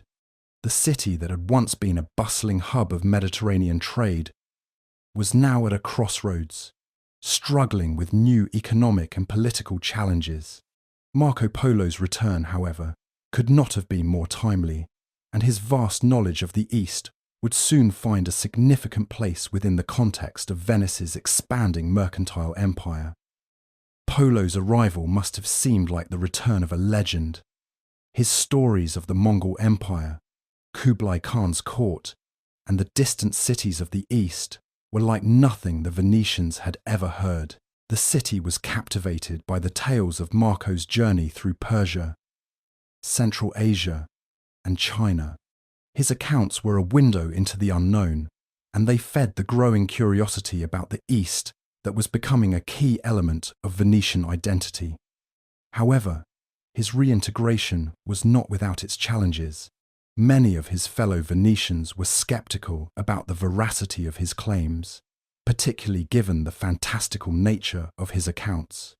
Polo was often questioned about the more extraordinary aspects of his travels, such as his descriptions of paper money, the size of the Mongol Empire, and his encounters with mythical creatures. Nevertheless, Polo's stature as a traveller and his prominent position in Venetian society helped him gain a platform to share his experiences. Politically, his return coincided with a crucial moment in Venice's history. The city was at the height of its power, controlling key trade routes throughout the Mediterranean and beyond. Venetian merchants were expanding their influence eastward, and Polo's first-hand knowledge of the Silk Road, Mongol trading practices, and the political landscape of China proved invaluable. His unique insights into the geography, culture, and trade systems of the East were vital to the city's ongoing success in the competitive world of medieval trade. Venice's expansion into the East would be greatly aided by the experiences of travellers like Polo, who had witnessed the inner workings of the Mongol Empire and could offer valuable intelligence about the markets, products, and people that would be central to Venice's economic growth. Polo's return also marked the beginning of his life as a local celebrity. His stories eventually made their way into written form through the accounts of a fellow prisoner, Rustichello de Pisa, during the time Marco Polo spent in Genoa. These written narratives helped solidify his legacy and ensured that the stories of his travels would live on for generations. In Venice, Marco Polo became a symbol of the city's far-reaching influence and adventurous spirit, a living testament to the power of exploration and trade. Though his life after returning to Venice remains somewhat obscure, Marco Polo's impact on the city's identity and its place in global trade is undeniable. His journeys opened new doors for Venetian merchants, and his stories ignited imaginations across Europe, setting the stage for the age of exploration that would soon follow. Marco Polo's time in prison, following his capture by the Genoese in 1296, became a pivotal moment in the telling of his extraordinary journey. While confined in a Genoese cell, Polo's life took a turn that would immortalize his name. It was here, away from the bustling streets of Venice, that the tale of his travels, which had captivated many, would be recorded and shared with the wider world. Though he had lived the adventure, it was during his imprisonment that Marco Polo's story would come to be known far and wide. Polo's companion during these months of confinement was Rustichello de Pisa, a well-known writer and romance novelist of the time. Rustichello, who was in prison for reasons unrelated to Polo, found himself an unlikely partner in this literary endeavour. The two men, from vastly different walks of life, began to collaborate, with Marco Polo recounting the details of his travels and Rustichello writing them down. Polo's experiences were far from ordinary, and as he spoke, Rustichello transcribed the tales with great enthusiasm, weaving a narrative that was both fascinating and, in many cases, difficult for the medieval reader to comprehend. The stories Polo shared ranged from his encounters with the Mongol Empire to the intricacies of court life under Kublai Khan, the vast wealth of the Chinese Empire, the strange customs of the people he encountered, and even the beauty of cities like Chengdu, Xanadu, and the cultural marvels of Persia. Polo's narrative was not merely an account of geography, but also a window into the strange, exotic world he had seen. The written account, though likely influenced by Rustichello's imagination, preserved the essence of Polo's observations and left a lasting legacy.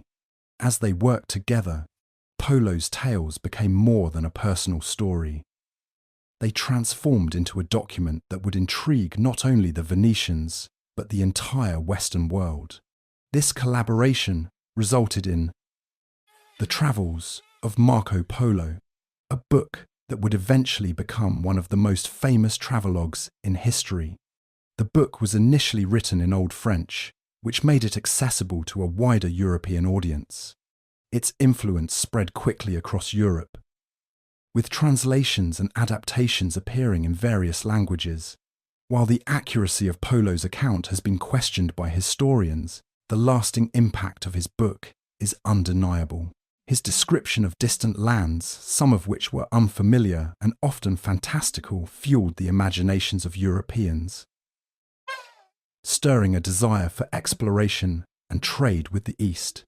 Despite the debates over the factual reliability of Polo's narrative, the travels of Marco Polo cemented his place in history, not just as a Venetian merchant, but as one of the most renowned explorers to ever live. Marco Polo's time in prison, then, was not a time of defeat, but one of transformation. It was here, in the quiet confines of a Genoese dungeon, that his travels were preserved for generations to come. Through the partnership with Rustichello de Pisa, Marco Polo's remarkable journey was immortalized, fueling the age of exploration and inspiring countless future adventurers to follow in his footsteps. The debate over whether Marco Polo ever actually visited China remains one of the most enduring controversies in the history of exploration. For centuries, scholars, historians, and armchair adventurers have scrutinized his accounts, some claiming that his descriptions were vivid and detailed, while others argue that they were fabrications or, at best, second-hand accounts. The mystery surrounding Polo's journey has fascinated generations, giving rise to a wealth of speculation.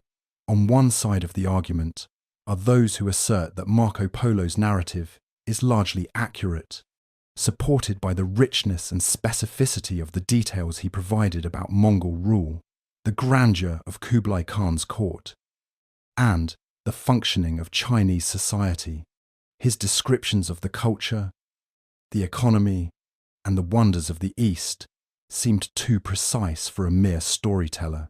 He spoke of the intricacies of Chinese bureaucracy, the use of paper money, and even the practice of burning coal, all of which were relatively unknown in Europe at the time. The depth of his knowledge about Chinese society has led many to believe that he must have experienced these things firsthand.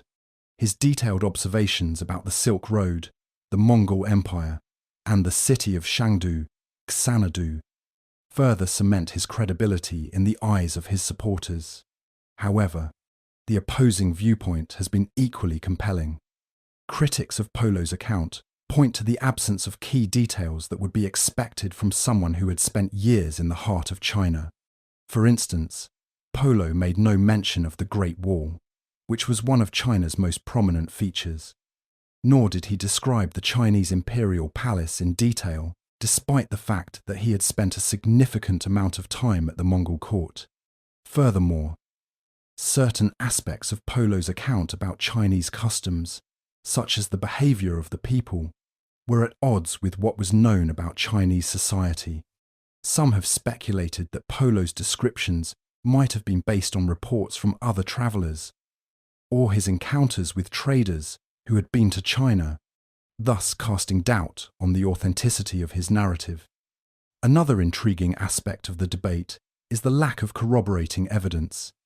During his time in China, Polo was close to Kublai Khan, one of the most powerful rulers of the Mongol Empire, and as a trusted envoy, he would have had ample opportunity to explore the country. Yet, there are no records from Chinese sources that explicitly mention Marco Polo, which seems curious given his high status at the Mongol court. His absence from Chinese historical documents has led some to wonder whether he was, in fact, in China at all, or whether his stories were embellished for dramatic effect. The question of whether Marco Polo ever truly visited China has no clear answer. His book, The Travels of Marco Polo, undoubtedly influenced the course of European exploration and sparked a thirst for knowledge about the East, regardless of its factual accuracy. Whether his accounts were a mix of truth and hearsay, or if he was indeed a first-hand witness to the wonders of China, Marco Polo's legacy as an explorer and storyteller remains undiminished, inviting both admiration and skepticism in equal measure. The publication of the Travels of Marco Polo had an immediate and profound impact on European exploration. igniting a fascination with the East that reverberated through centuries. At a time when much of the world beyond Europe remained a mystery, Marco Polo's vivid accounts opened a door to distant lands filled with intrigue, wealth, and untold opportunities. His descriptions of the Mongol Empire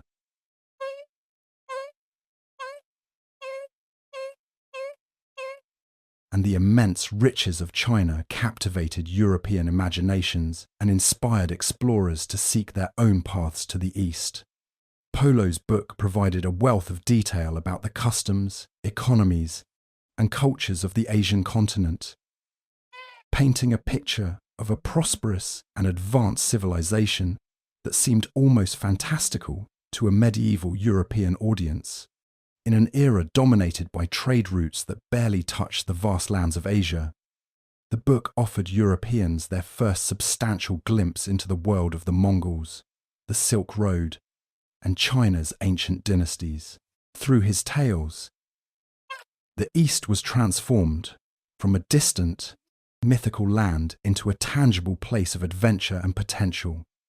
One of the most significant ways Polo's accounts influenced European exploration was by fostering an increased interest in trade.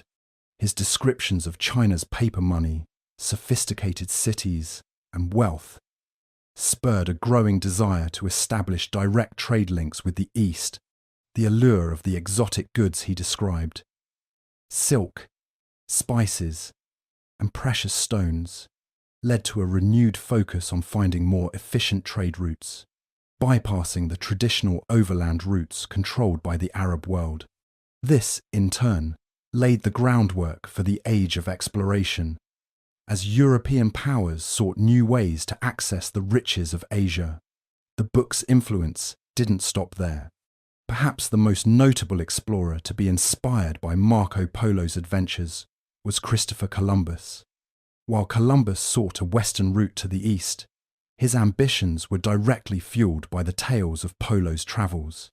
Columbus was deeply familiar with Polo's book and believed that Asia could be reached by sailing westward across the Atlantic. Though Columbus's voyage in 1492 led him to the Americas, not Asia, his journey was part of a broader movement that would forever change the course of history. The sense of possibility created by Polo's account, which portrayed the East as a land of untold riches and opportunities, remained at the heart of Columbus's aspirations and was echoed by many other explorers who followed in his wake. Polo's book also contributed to the spread of knowledge about the East, influencing cartographers, scholars, and traders across Europe. The accounts, though often criticized for their inaccuracies and embellishments, nevertheless provided a foundation for future exploration and trade. Polo's descriptions of the Mongol Empire, in particular, were instrumental in shaping the European perception of the East, painting a portrait of a vast and diverse world that was at once awe-inspiring and full of potential. Even today, the travels of Marco Polo continues to resonate, remaining one of the most important texts in the history of exploration. It sparked a spirit of adventure that led to the expansion of European influence across the globe, forever altering the course of history. Marco Polo's influence on the Renaissance was profound, as his tales helped reshape European perspectives on art, science, and philosophy. During this period of intellectual rebirth, the thirst for knowledge and the exploration of the world beyond Europe grew. Polo's travels became a vital part of the intellectual and cultural exchange that characterized the Renaissance, challenging established ideas and expanding the horizons of European thought. In art, Polo's descriptions of the East, particularly of the exotic landscapes, vibrant cities, and the grandeur of Mongol rule, influenced Renaissance painters and artisans. Artists were inspired by his accounts of the strange and beautiful, incorporating elements of Eastern culture into their works. His descriptions of architecture, such as the grand palaces and temples he saw in China, resonated with Renaissance architects who were eager to explore new styles and methods. Polo's detailed account of the materials and design of the East may have contributed to the increasing fascination with non-Western aesthetics that emerged during the Renaissance. In the realm of science, Polo's observations about the natural world and the technological marvels he witnessed in the East sparked a sense of curiosity and inquiry. His accounts of the Chinese use of gunpowder, paper, and printing technology were particularly impactful, as these were areas that Renaissance Europe was beginning to explore more seriously. The introduction of new ideas and inventions, such as the compass, the printing press, and more efficient navigation techniques, was partly influenced by the desire to understand the innovations Polo had described. Scientists and inventors began to look beyond Europe, eager to bring new knowledge into the fold of European development. Polo's influence extended to European philosophy as well. His tales challenged the medieval worldview, which was centered on Christian teachings and largely ignored the cultures and societies of the East. By introducing Europeans to the riches and complexity of other civilizations, Polo helped foster a more global view of humanity. His narratives promoted the idea that the world was far larger and more diverse than previously thought, inspiring philosophers and thinkers to question traditional beliefs. His stories of Mongol governance, trade systems, and cultural practices offered a new lens through which to view power, society, and civilization, inspiring thinkers such as Niccolò Machiavelli to consider different forms of leadership and statecraft. Moreover, Polo's travels directly contributed to the Renaissance spirit of exploration. The age of discovery was fueled by the ambition to reach new lands, gain new knowledge, and expand European influence across the globe. Polo's accounts showed that the East, long shrouded in mystery, was not a place of fantasy, but a land of immense potential. His journey laid the groundwork for future explorers like Vasco da Gama and Christopher Columbus, who sought to follow in his footsteps and open new trade routes to the East. In this way, Marco Polo's influence extended far beyond the pages of his book. His travels, while written as personal adventures, helped reshape the way Europe saw itself and the world beyond. His tales ignited a period of intellectual curiosity and exploration that defined the Renaissance, driving advancements in art, science, and philosophy. Marco Polo's legacy profoundly shaped the age of exploration, providing a framework for later explorers who ventured into unknown territories. His book, The Travels of Marco Polo, served not only as a guide to the vast and mysterious East, but also as an enduring inspiration for the generation of explorers who would come after him. The notion of Polo's path, a metaphor for the exploration of new lands and the pursuit of trade routes, became a defining aspect of the period, influencing figures like Christopher Columbus, Vasco da Gama, and Ferdinand Magellan. Polo's descriptions of the immense wealth of the East, particularly the riches of China, Persia, and India, stirred the imaginations of European merchants and monarchs.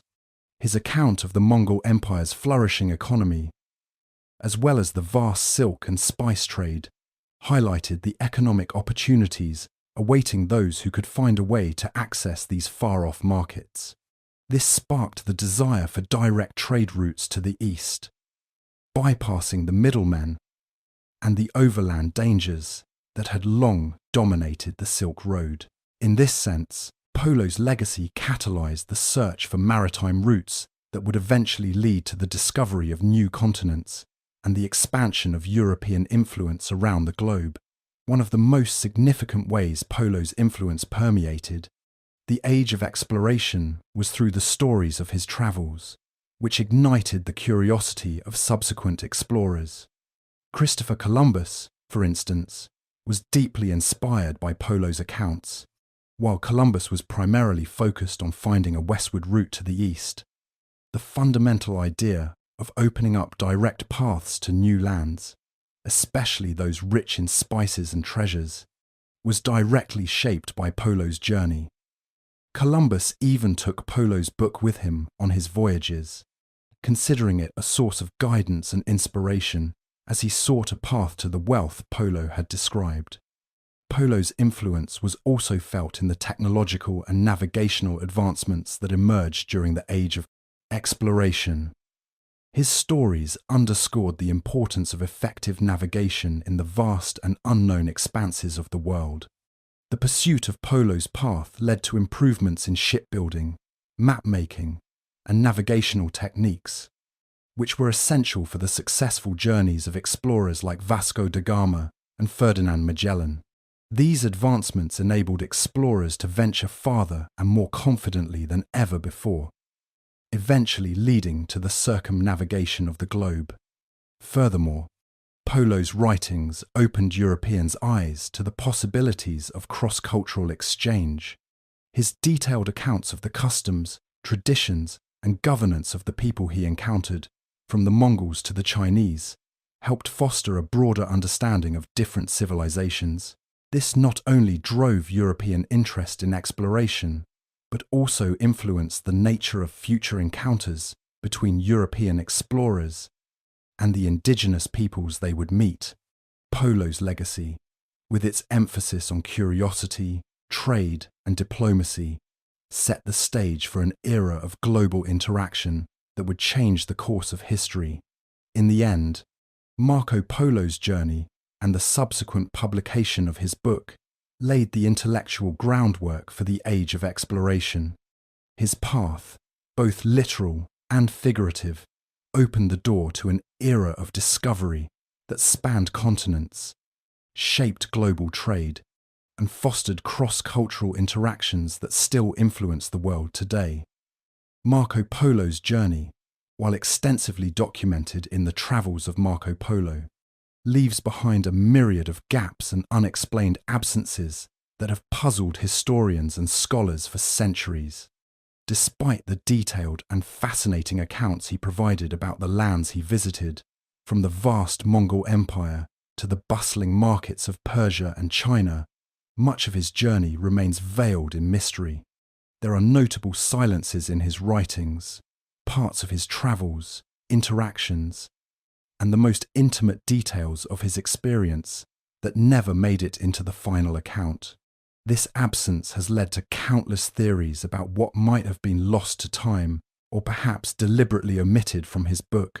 One of the most glaring omissions in Polo's chronicles is the lack of any mention of the Great Wall of China, one of the most iconic and significant structures in Chinese history. Given the vastness of Polo's travels through the Mongol Empire and his time spent at the court of Kublai Khan, it seems almost impossible that he would not have encountered such a monumental structure. The absence of any reference to the wall has led many to speculate that Polo either did not visit the parts of China where it was located, or that he intentionally avoided mentioning it in his account. Some have even theorized that Polo's experiences may have been exaggerated, with him merely reporting second-hand stories or incorporating accounts from other travelers who had visited the region.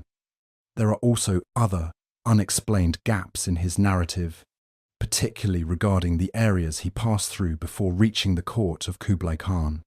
Polo's book largely focuses on his experiences in China and the Mongol Empire, but there is little mention of the more treacherous and mysterious areas he traversed, such as Tibet or parts of India.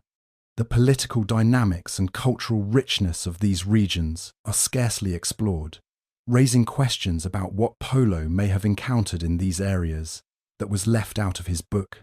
The lack of detail about his journey through such pivotal regions has fueled the belief that Polo may have spent much less time in certain places than he led his readers to believe. Another theory about the missing pieces of Polo's story is that certain details of his journey were too controversial or dangerous to include at the time of his writing. The Mongol Empire was a vast and complex entity, and Polo's proximity to its rulers may have influenced the way he portrayed his travels. Some scholars argue that Polo deliberately omitted stories that might have angered Kublai Khan, or exposed the inner workings of the court. There may have been instances or political secrets too sensitive to record, and Polo, ever the diplomat, could have left them unsaid to preserve his relationship with the Mongol leadership. As for the personal stories and accounts of Polo's own emotions, thoughts, and reflections during his years of travel, these are largely absent. His chronicles are rich in external descriptions, but sparse on introspection. What we know of Polo's internal journey, his personal struggles, and his emotional responses to the places he visited are missing from the historical record. Perhaps this was the result of the way his book was written, dictated to a fellow prisoner, Rustic Callo de Pisa, who may have focused more on creating a thrilling narrative for a European audience than delving into the more personal aspects of Polo's journey. In the end, the missing parts of Marco Polo's chronicles remain a tantalizing mystery, opening the door to speculation, debate, and further exploration. The gaps in his narrative invite us to imagine what stories and experiences might have been left untold, what Polo might have seen or felt but never shared, and what lost truths remain buried in the vastness of his journey. Marco Polo's accounts of his travels across Asia played a pivotal role in shaping the way the Western world perceived the geography of the East. His detailed descriptions of cities, cultures, and trade routes were used by explorers, mapmakers, and scholars to draw the early outlines of a world that, until then, was largely unknown to Europeans. His stories, written down in the travels of Marco Polo, acted as a bridge, connecting distant lands to a Europe hungry for new knowledge. Polo's vivid depictions, from the bustling markets of China to the grandeur of the Mongol court, became the foundation for many early maps that sought to chart the regions he explored. However, the influence of Polo's descriptions on geographical knowledge was not without its complications. Many of the maps that followed his accounts were filled with inaccuracies and inconsistencies. Polo's travels were shaped by the information he gathered from others as much as by his own direct experiences. His encounters with local guides, merchants, and officials in the various regions of Asia led him to pass on details that might not have been entirely accurate, either due to misunderstandings, miscommunications, or the natural distortion of travel narratives. The result was a world map based on partial truths, half-remembered anecdotes, and second-hand reports. One notable example of these discrepancies lies in Polo's descriptions of China and the farthest reaches of the Mongol Empire. Polo famously described the city of Hangzhou as the finest and most splendid city in the world. But when mapmakers translated his accounts into geographical coordinates, the reality of Hangzhou and the surrounding regions didn't always match Polo's lavish descriptions. Some modern scholars have suggested that Polo may have never visited certain places, or that he might have misinterpreted what he saw.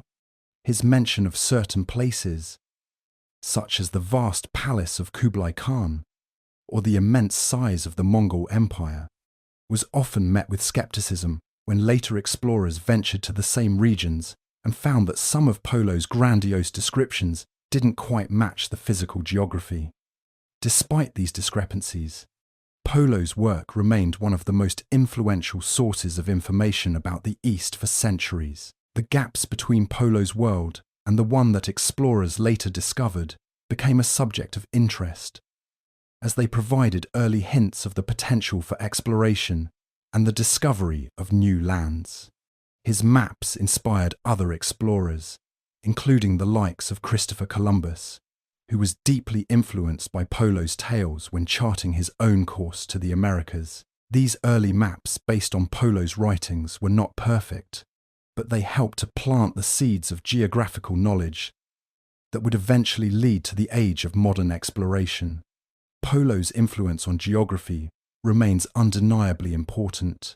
Despite the limitations of his accounts, His legacy in mapping the world speaks to the thirst for knowledge that drove the Renaissance and the age of exploration. While modern geography has filled in many of the gaps and corrected the errors in Polo's world map, his descriptions of the East continue to be a fascinating record of early European attempts to understand the vast, complex world beyond their borders. Even today, Marco Polo's influence on geography endures, reminding us of how far we've come in charting the world, and how the world looked to those who dared to venture into the unknown. Marco Polo's The Travels of Marco Polo set the stage for an entire genre of adventure and travel writing, one that would captivate generations of readers and explorers. His accounts of distant lands, strange cultures, and perilous journeys sparked a deep-seated desire for adventure in the hearts of those who read his stories. Polo's vivid narrative, filled with rich descriptions of the exotic, the unfamiliar, and the awe-inspiring, opened the eyes of Europeans to the possibilities of travel and exploration beyond their own borders. His tales were not merely accounts of geographical discovery. They were stories that stirred the imagination, evoking a sense of wonder about the world's vastness and the potential for discovery. As Polo's stories spread, they gave rise to an entire genre that blended travel with adventure. His influence on literature can be seen in countless explorers' accounts that followed in his wake. Writers like Columbus, Vasco da Gama, and later adventurers drew inspiration from Polo's willingness to venture into uncharted territories and recount the wonders he encountered along the way. These narratives, while documenting real-life expeditions, were also shaped by the same sense of excitement and mystery that permeated Polo's writing. The idea of distant, unknown worlds filled with treasures, strange customs, and remarkable landscapes became a literary trope, an invitation to readers to embark on their own mental journeys across oceans and deserts. Moreover, Polo's influence can be traced through centuries of literature where his storytelling gave birth to an entire tradition of adventure tales. From the age of exploration to the rise of the novel in the 19th century, Polo's tales became a model for writers eager to capture the spirit of exploration. Authors like Jonathan Swift, who chronicled voyages in his satirical Gulliver's Travels, and Jules Verne, whose Around the World in 80 Days drew from the idea of global adventure, continued in Polo's footsteps. These works built on the concept of travel as a means of both self-discovery and external exploration, a theme that Polo's travels had made popular long before. In modern times, Polo's legacy lives on in literature. Contemporary adventure writing, especially in travel journalism, often draws from the same traditions Polo helped to establish. Writers such as Paul Theroux and Pico Iyer, who have spent years exploring the world and documenting their experiences, echo Polo's approach of blending cultural exploration with personal insight. Even in the realms of fiction, writers like Michael Crichton and Clive Cussler, who craft thrilling stories of global adventure, owe much to Polo's legacy. The desire to uncover new frontiers, to venture into the unknown, and return with tales of wonder is a direct line that traces back to the Venetian traveller's words. In every corner of modern literature, Marco Polo's influence is undeniable. His tales continue to ignite a passion for exploration and adventure, inspiring countless readers to look beyond their own borders and imagine the endless possibilities that await those willing to venture into the unknown. Whether through the lens of travel writing or the thrilling pages of fiction, Marco Polo's legacy remains a guiding light for those who seek adventure in the written word. The legacy of the Polo family did not end with Marco's remarkable journey. After Marco Polo's return to Venice, the family continued to play a significant role in shaping trade routes and the dynamics of exploration. While Marco became the most famous member of the family, His father, Niccolo, and his uncle, Maffeo, were the trailblazers who first ventured to the east, laying the groundwork for Marco's later success.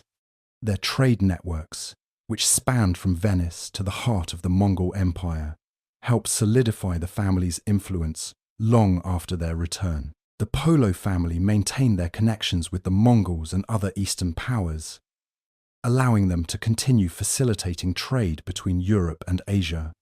Marco's accounts of the East were more than just an exciting tale. They offered practical insights that enabled Venetian merchants to gain an edge in the burgeoning global trade system. The POLO family's deep understanding of the Silk Road, its traders, and its markets gave Venice a pivotal position in the world's economy. With their extensive networks and first-hand knowledge of the East, the POLOs were instrumental in keeping Venetian commerce alive, fostering the city's prosperity for generations to come. Beyond trade, the POLO family's influence can also be seen in their continued contributions to exploration. Marco's journey had sparked an insatiable curiosity about the unknown, and his family's involvement in the early days of European engagement with Asia cemented their place in history. Marco's tales inspired future generations to embark on their own explorations, often looking to the POLO family's networks for guidance and support. The POLOs were not just traders. They were the gatekeepers between two vastly different worlds, ensuring that knowledge and goods flowed freely between East and West. The family's impact on Venice's growth as a maritime power cannot be overstated. Their voyages helped position Venice as a critical player in global trade, establishing the city as a bridge between Europe and the riches of the East. The POLO family's connections with Mongol rulers, particularly Kublai Khan, ensured that Venetian merchants could continue to thrive, securing favourable conditions for trade long after Marco's departure from China. As time passed, Marco's descendants maintained the family's position in Venetian society, though the specifics of their involvement in trade and exploration may have waned with the rise of other powers. The POLO name remained synonymous with the spirit of adventure and the thirst for discovery. Even after their death, the family's enduring influence can still be felt today, as Marco's legacy continues to inspire explorers and historians alike. The POLO family, through their pioneering spirit and unyielding curiosity, helped shape the course of history, leaving an indelible mark on the world that remains relevant centuries later. The rediscovery of Marco Polo's travels played a pivotal role in shaping Western understanding of the East, particularly during the Renaissance. In the centuries following Marco's death, his book, The Travels of Marco Polo, became somewhat of a forgotten artifact, occasionally referenced but largely overshadowed by other texts. Yet, in the Renaissance, a renewed interest in exploration and the pursuit of knowledge about distant lands led to a resurgence in the popularity of Polo's work. Scholars, particularly those in Italy, began to reconsider the vast wealth of information Marco provided, both as a historical account and as a literary masterpiece. The book's rediscovery during this period was no coincidence. The Renaissance marked an era of intellectual curiosity and a profound shift towards humanism, with a new emphasis on the classical world and exploration of the unknown. As scholars began looking more deeply into the writings of explorers like Polo, they found in his accounts a treasure trove of information about the cultures, geography, and people of Asia. Marco Polo's vivid descriptions of the Silk Road, the Mongol Empire, and the customs of China and Persia sparked a renewed fascination with the East, driving further expeditions and the expansion of trade routes. In the 19th and 20th centuries, Polo's work was revisited by historians and scholars seeking to separate fact from myth in his extraordinary account. As explorers began to retrace his journey, the question of Polo's veracity was hotly debated. Was Marco Polo an exaggerated storyteller, Or was he a legitimate eyewitness to the wonders of the East? The invention of modern archaeology and the development of more precise historical methods gave scholars the tools to scrutinize his accounts more thoroughly, leading to both admiration and skepticism. Despite doubts about the accuracy of some of his stories, many scholars began to affirm that Marco Polo's travels indeed held significant value as historical documentation. His descriptions of places like Hangzhou, Beijing, and the court of Kublai Khan matched, in many ways, what explorers and archaeologists later discovered about those regions. While some of the more fantastical aspects of his narrative were questioned, such as his claims of seeing giant serpents and the legendary city of Shangdu, the core of his journey remained a remarkable and invaluable source of insight into 13th century Asia. In the modern era, the travels of Marco Polo has been translated into numerous languages and remains an essential part of the Western understanding of East Asia. Scholars have dissected the intricacies of Polo's narrative, often citing it alongside other historical documents to fill in the gaps of medieval history. While some of his observations have been shown to be imprecise or embellished, his account is still considered one of the most influential travelogues ever written. The rediscovery of Marco Polo's writings not only helped bridge the gap between East and West, but also influenced the global expansion that would come in the centuries following. His journey, whether fully accurate or not, captured the imagination of countless explorers, historians, and adventurers, leaving a lasting legacy that continues to inspire the spirit of discovery. Marco Polo's journey through the Silk Road marked a key chapter in the history of global exploration and trade. The famous Venetian merchant and traveller not only served as an eyewitness to the vast network of trade routes that spanned from Europe to Asia, but his accounts helped to illuminate the intricate web of cultures, goods, and ideas exchanged along this legendary path. The Silk Road, stretching across continents, was more than just a physical road. It was a conduit of ideas, art, religion, and, most notably, commerce. Marco Polo's travels helped to introduce the West to the wonders of the East, showcasing the wealth, sophistication, and power of the Mongol Empire under Kublai Khan. Polo's role in the history of the Silk Road was multifaceted. While he was primarily known for his first-hand accounts of his travels through the Mongol Empire, his journey also positioned him as an intermediary between the East and the West. His unique position in the Mongol court allowed him to witness and participate in the trade that passed through the region, from the famed luxury goods like silk and spices to the more everyday commodities that helped sustain distant empires.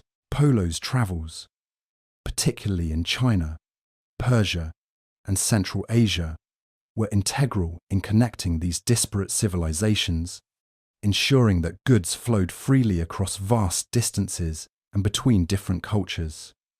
At the height of the Silk Road's operation, the vast empire controlled by the Mongols under Kublai Khan had created a stable and safe environment for trade to flourish. With their military dominance and control over key territories, the Mongols ensured that merchants could traverse the route without fear of attack, allowing them to move both luxury and essential goods across a network that connected East Asia with Europe, the Middle East, and Africa. Marco Polo's travels through this system highlighted the ease with which goods could traverse borders when proper infrastructure and governance were in place, serving as both a record of the Silk Road's peak and a testament to the vast scale of the Mongol Empire. However, the decline of the Silk Road was inevitable.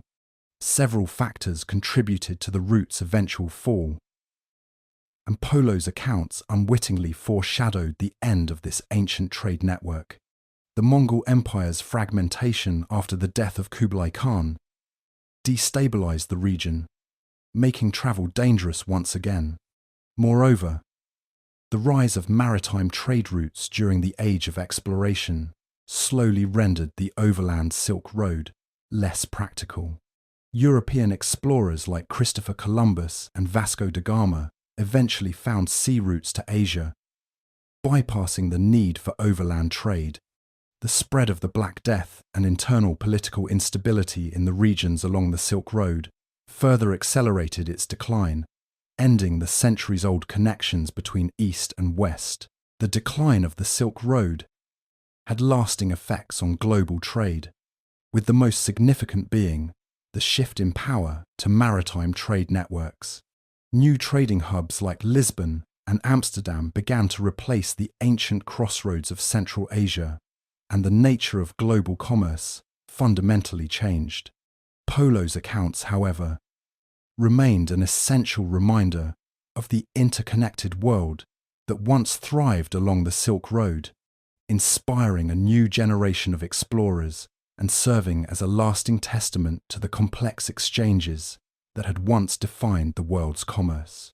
During his time in the East, Marco Polo encountered a multitude of religious practices that shaped his understanding of the world and left a significant mark on his written accounts. As a Venetian traveller, Polo was not only exposed to the cultures and customs of the East, but was also in a unique position to observe the spiritual beliefs that governed the lives of the people he encountered. His journey took him through lands where Buddhism, Islam, and other belief systems were practiced with fervour, and he carefully recorded the ways in which these religions manifested in everyday life. Polo's time in China allowed him to witness the widespread influence of Buddhism, which had a profound effect on the spiritual and cultural landscape of the region. He was particularly struck by the grandeur of Buddhist monasteries and temples, the discipline of monks, and the deep reverence with which the Chinese approached their spiritual practices. While Polo did not always fully understand the nuances of Buddhist philosophy, he marveled at the dedication to meditation and the monastic lifestyle that defined much of the religion's practice in the East. In his accounts, he described how Buddhist teachings were interwoven with the lives of the people, shaping everything from their art to their daily rituals.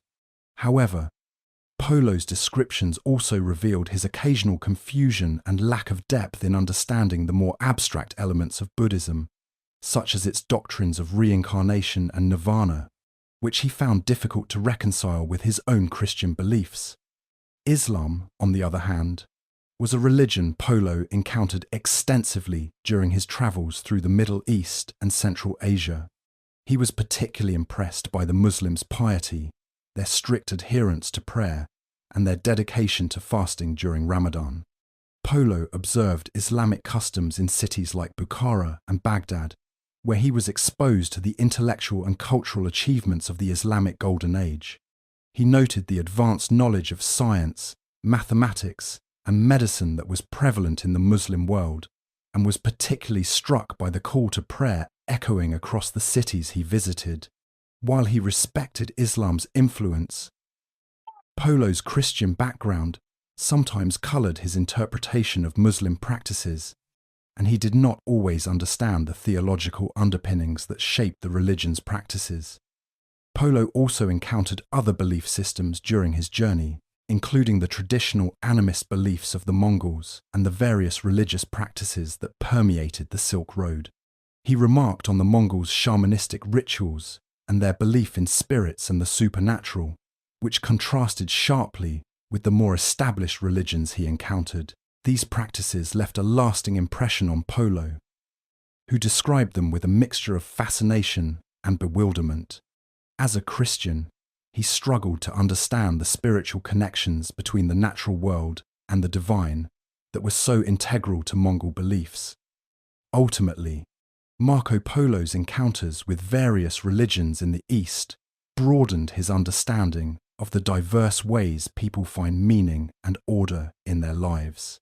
While his Christian perspective undoubtedly influenced his views, he was a keen observer, eager to learn from the rich spiritual traditions he encountered. His accounts were, in many ways, a reflection of the complex and multifaceted world he experienced, offering a glimpse into a time when religion, culture, and belief systems intersected in ways that were both foreign and fascinating to a Venetian merchant. Marco Polo's personality, as portrayed through his writings, has been the subject of much speculation and debate among historians, scholars, and readers alike. While his accounts of the East are filled with vivid descriptions and unparalleled observations, they also reveal glimpses of the man behind the words, a figure both enigmatic and compelling. Theories about his character have evolved over the centuries, often shaped by the way his tales resonated with those who read them. One prevalent theory is that Marco Polo was a man of incredible curiosity and intellect, traits that propelled him to explore some of the most distant and mysterious regions of the world. His keen observations of foreign lands, cultures, and peoples suggest that he was not only an astute traveller, but also a perceptive and thoughtful individual. This theory posits that Polo's encounters with the Mongols, Persians, and Chinese shaped his understanding of the world in ways that would have been revolutionary for a Venetian merchant of his time. His ability to translate these foreign experiences into detailed accounts that captivated European audiences indicates a personality driven by a thirst for knowledge and an inherent fascination with the unknown. Yet, some scholars have also interpreted Marco Polo's character through a more critical lens, given that some of his descriptions have been questioned for their accuracy and that certain claims in his writings seem exaggerated or inconsistent with historical evidence. There are those who view him as a self-promoter, someone who may have embellished or fabricated parts of his journey to enhance his reputation. Theories of this nature suggest that Polo's writings were, in part, an attempt to build a persona as a larger-than-life adventurer.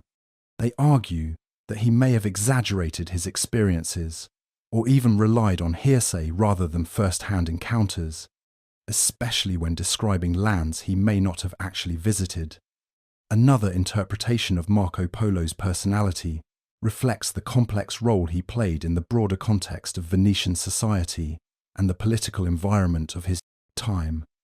Some have speculated that Polo was not just a traveller, but also a man deeply tied to the power dynamics of the Venetian Republic. His family's mercantile background likely afforded him certain privileges, and some have suggested that his journey served a dual purpose, both personal adventure and the expansion of Venetian trade and influence. In this view, Polo's writings are not just a record of his travels, but also a strategic effort to elevate Venice's standing on the global stage, portraying the city's merchants as sophisticated and worldly. In contrast to these theories of ambition and self-promotion, other scholars have painted Polo as a more humble and reflective figure. This interpretation suggests that his experiences in the East, particularly with the Mongols and Kublai Khan, led him to a profound understanding of human nature and the complexities of empire building. His writings, in this sense, may be seen not just as a catalogue of foreign lands, but as a meditation on the interconnectedness of cultures, religions, and political systems. The fact that he was so deeply affected by his time at the Khan's court might hint at a personality that was open to change, eager to understand others, and empathetic to the lives of those he encountered. Over time, Marco Polo's personality has continued to intrigue and mystify, and as more is discovered about his travels, new interpretations emerge. Whether viewed as a shrewd merchant, an ambitious explorer, or a humble observer of the world, Polo's character is as multifaceted as the cultures he encountered on his journey. His legacy lives on, not only in the places he described, but in the complex portrait of the man who helped to shape our understanding of the East. Marco Polo's journey had far-reaching consequences for global trade, marking a pivotal moment in the history of East-West relations. His travels not only bridged the geographical gap between Europe and Asia, but also laid the foundation for an expanded network of trade routes that would have a lasting impact on commerce and the exchange of goods, ideas, and cultures. His first-hand accounts of the wealth and opulence he witnessed in the Mongol Empire ignited a new era of exploration and set in motion the development of trade corridors that would connect Europe to the farthest reaches of the East. Polo's most significant contribution was his detailed descriptions of the Silk Road, the ancient trade route that stretched across Asia, linking China, India, Persia, and the Mediterranean. His writings introduced Europeans to the vast markets of the East, which were previously little understood or accessible. Through his encounters with Kublai Khan and his detailed observations of the goods and resources that flowed through Mongol territories, Polo provided a comprehensive picture of how the East's advanced economies functioned. The result was an increase in demand for luxury goods such as silks, spices, and precious metals, all of which were readily available in the bustling markets of China and the Middle East. His accounts of the cities he visited, such as Hangzhou, Samarkand, and Beijing, painted a picture of urban centers that were teeming with wealth, artisans, and diverse cultures, further enticing European merchants to explore new economic opportunities. The economic ramifications of Polo's travels were profound. By the time his tales reached European audiences, a growing appetite for Eastern goods had already begun to develop. His vivid depictions of the products and craftsmanship found along the Silk Road sparked a surge of interest in trade between East and West. This demand would eventually lead to the establishment of permanent trade routes, as European merchants sought to access the coveted goods Polo described. In the centuries that followed, the expansion of maritime exploration and the establishment of sea routes by figures such as Vasco da Gama and Christopher Columbus were in part inspired by the need to find new pathways to the riches of the East. Polo's accounts, though initially published as a collection of personal stories, became a manual of sorts for aspiring traders, providing valuable insights into the challenges and rewards of long-distance trade. Furthermore, Polo's experiences helped to create a sense of interconnectedness between distant parts of the world. The cultural and economic exchanges that took place as a result of these new trade routes were unprecedented. Goods, technologies, and ideas were transported more freely between the East and West, contributing to a global exchange that would define the Renaissance. The introduction of new commodities into European markets spurred the growth of industries such as glassmaking, textiles, and even banking. Similarly, Polo's travels had lasting consequences for the people and societies he encountered.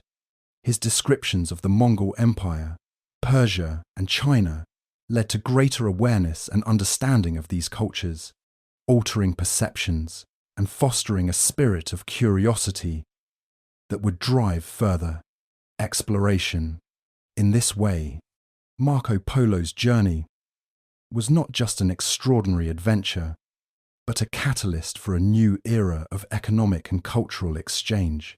His role in establishing and opening trade routes between the East and West forever changed the course of history, leaving an indelible mark on global commerce that continues to influence the world today. When Marco Polo journeyed through China during the 13th century, one of the most imposing landmarks he encountered was the Great Wall of China.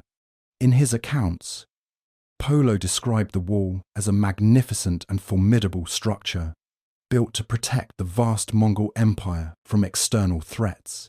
His observations, however, remain a subject of debate among historians, particularly regarding the accuracy of his descriptions and whether he was indeed the first Westerner to witness such a structure.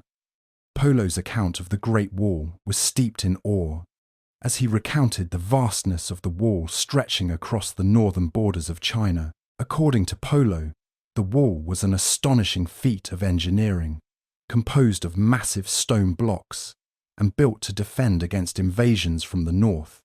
While his description sparked imagination and fascination in the Western world, Some historians argue that Polo's portrayal may have been influenced by the walls and fortifications he encountered during his travels through the Mongol Empire, rather than the actual Great Wall as it is understood today. Polo, after all, never claimed to have seen the Great Wall in its entirety, and his descriptions of the wall vary in detail and consistency throughout his writings. The idea that Polo might not have been the first Westerner to see the Great Wall adds another layer of mystery to his journey. While Polo's accounts were groundbreaking for their time, there were other earlier travellers, such as Christian missionaries and diplomats, who had also ventured into China and may have seen the wall or similar fortifications. However, Polo's book, The Travels of Marco Polo, was the most widely read and influential account of its kind, making his descriptions of the Great Wall among the first to reach a large European audience. This helped shape Western perceptions of China as a land of unimaginable scale, fortified cities, and ancient wonders, solidifying the image of the Great Wall as one of the iconic symbols of Chinese civilization. Historians also debate whether Polo's stories of the wall reflect a direct encounter or whether they were embellished through hearsay. It is possible that Polo, being a member of Kublai Khan's court and travelling in the midst of the Mongol Empire's vast territories, was told of the wall's existence and significance by Chinese officials or other travellers. Whether or not Polo actually saw the wall himself, his descriptions helped cement the idea of China as a land with great walls and grand defences against invaders, contributing to the Western mythos of the mystical East. In any case, Polo's encounter with the Great Wall of China had an undeniable impact on the Western imagination. His writings opened the doors to a new understanding of Asia, and although the accuracy of his accounts may be questioned, they provided a lasting influence on the Western perception of China. The Great Wall, as he described it, became a symbol not only of China's resilience, but also of the unknown and unexplored world that lay just beyond the European horizon.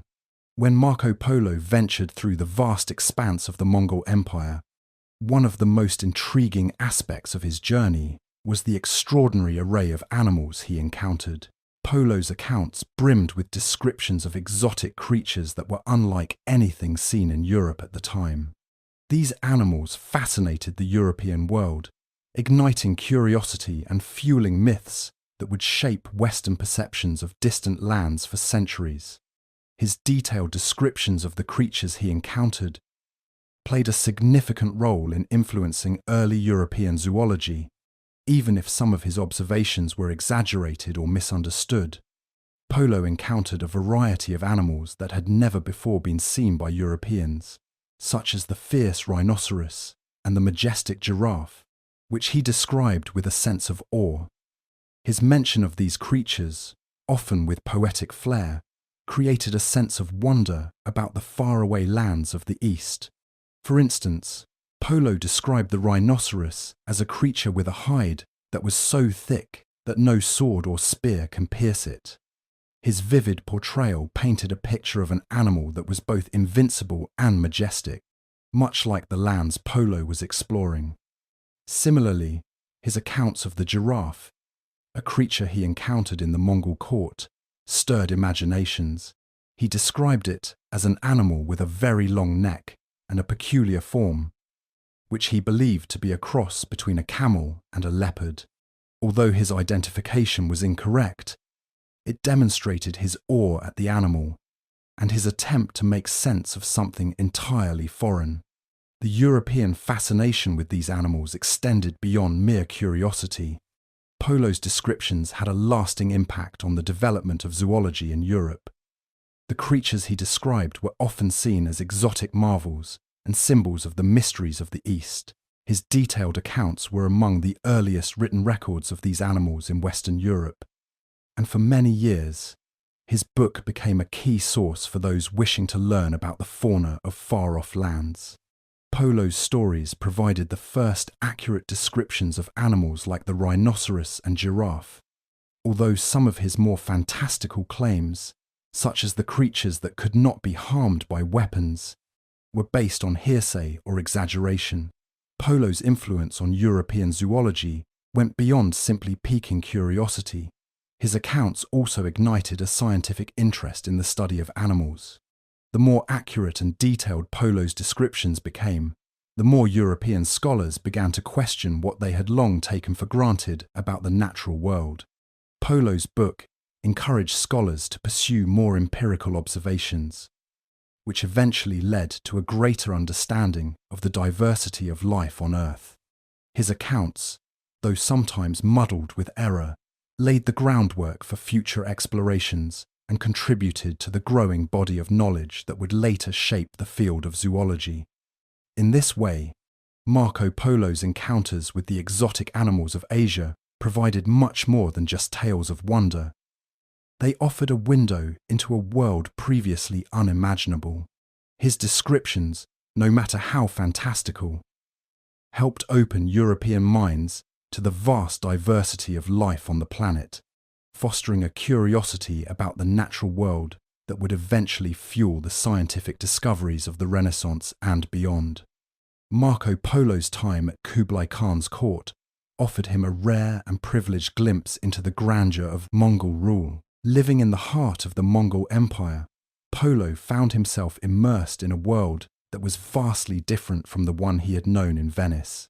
The opulence, cultural sophistication, and political intrigue of the court were unlike anything Polo had ever experienced, and his detailed accounts of court life remain some of the most intriguing aspects of his writings.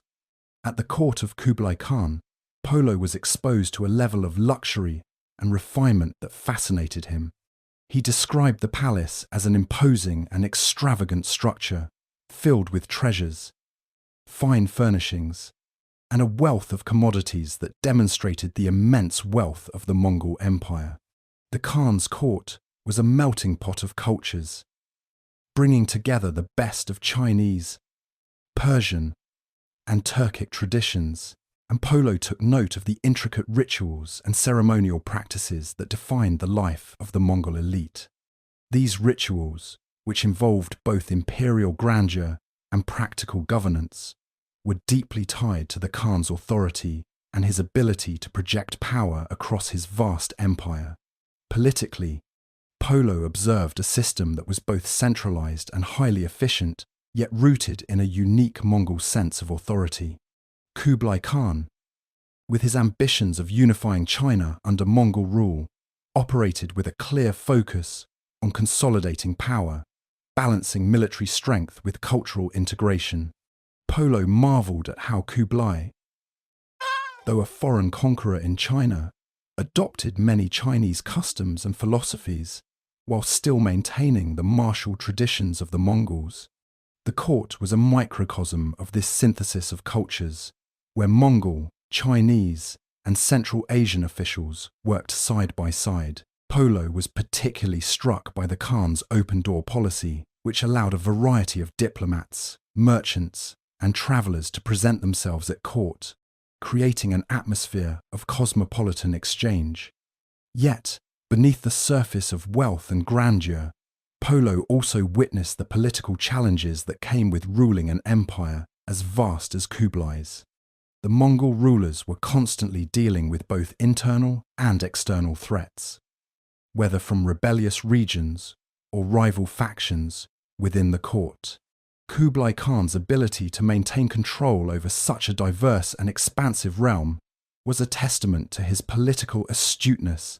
Yet Polo's accounts suggest that the Mongol rulers were not immune to the intrigues and power struggles that often accompany imperial courts. Despite the tumultuous political backdrop, Polo's observations of the Mongol court highlighted the extraordinary luxury in which Kublai Khan and his closest advisors lived. Polo describes elaborate banquets, grand hunting expeditions, and a court brimming with luxury goods, which were an outward manifestation of the empire's vast wealth. The Mongol court was not just a political centre, it was also a hub of culture and diplomacy, showcasing Kublai's ambition to make his court one of the most magnificent in the world. For Polo, it was a window into a fascinating and complex world that blended power, culture, and luxury, one that would remain a defining image of his journey through the East. The Marco Polo Bridge, a landmark connecting Beijing to the rest of China, has long been enveloped in history and controversy. Its name, derived from the famous Venetian explorer, is one of the most iconic associations with Polo's journey through the East. However, the true connection between Marco Polo and this particular bridge has sparked much debate over the centuries, leaving historians to question whether Polo's accounts were exaggerated or whether he had a direct role in naming the bridge. The Marco Polo Bridge itself is a beautiful structure, known for its architectural elegance and historical significance. It spans the Yongding River, a vital waterway near Beijing, and has been a key crossing point for centuries. The bridge is adorned with a series of lion statues, which have become a symbol of both strength and grace. While Polo's writings never explicitly mention the bridge by name, he does describe the beauty and grandeur of China's architecture, which likely inspired the subsequent association. Polo, in his recounting of his time in the court of Kublai Khan, vividly captured the wealth and sophistication of Chinese culture, and many of his observations have been tied to the famed infrastructure that dotted the empire. The controversy arises from whether Marco Polo ever truly crossed this specific bridge. Some scholars argue that Polo's descriptions of the bridge were based on second-hand accounts, as there is no direct mention of the Marco Polo Bridge in his travels. Instead, it is believed that he may have been describing other structures or landmarks he encountered during his time in China. Polo's writings, filled with awe at the technological achievements of the Chinese, might have simply inspired later Europeans to connect the bridge with his name, perpetuating the myth of his association with it.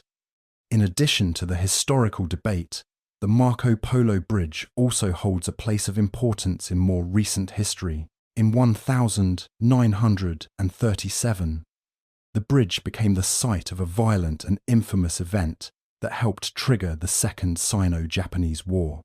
The Japanese army's attempt to capture the bridge was met with resistance from Chinese forces, leading to one of the most tragic and defining battles of the war. This association with conflict and bloodshed further cemented the bridge's place in global history, though the original connection to Polo remains unclear. The naming of the Marco Polo Bridge reflects the way history often intertwines with legend.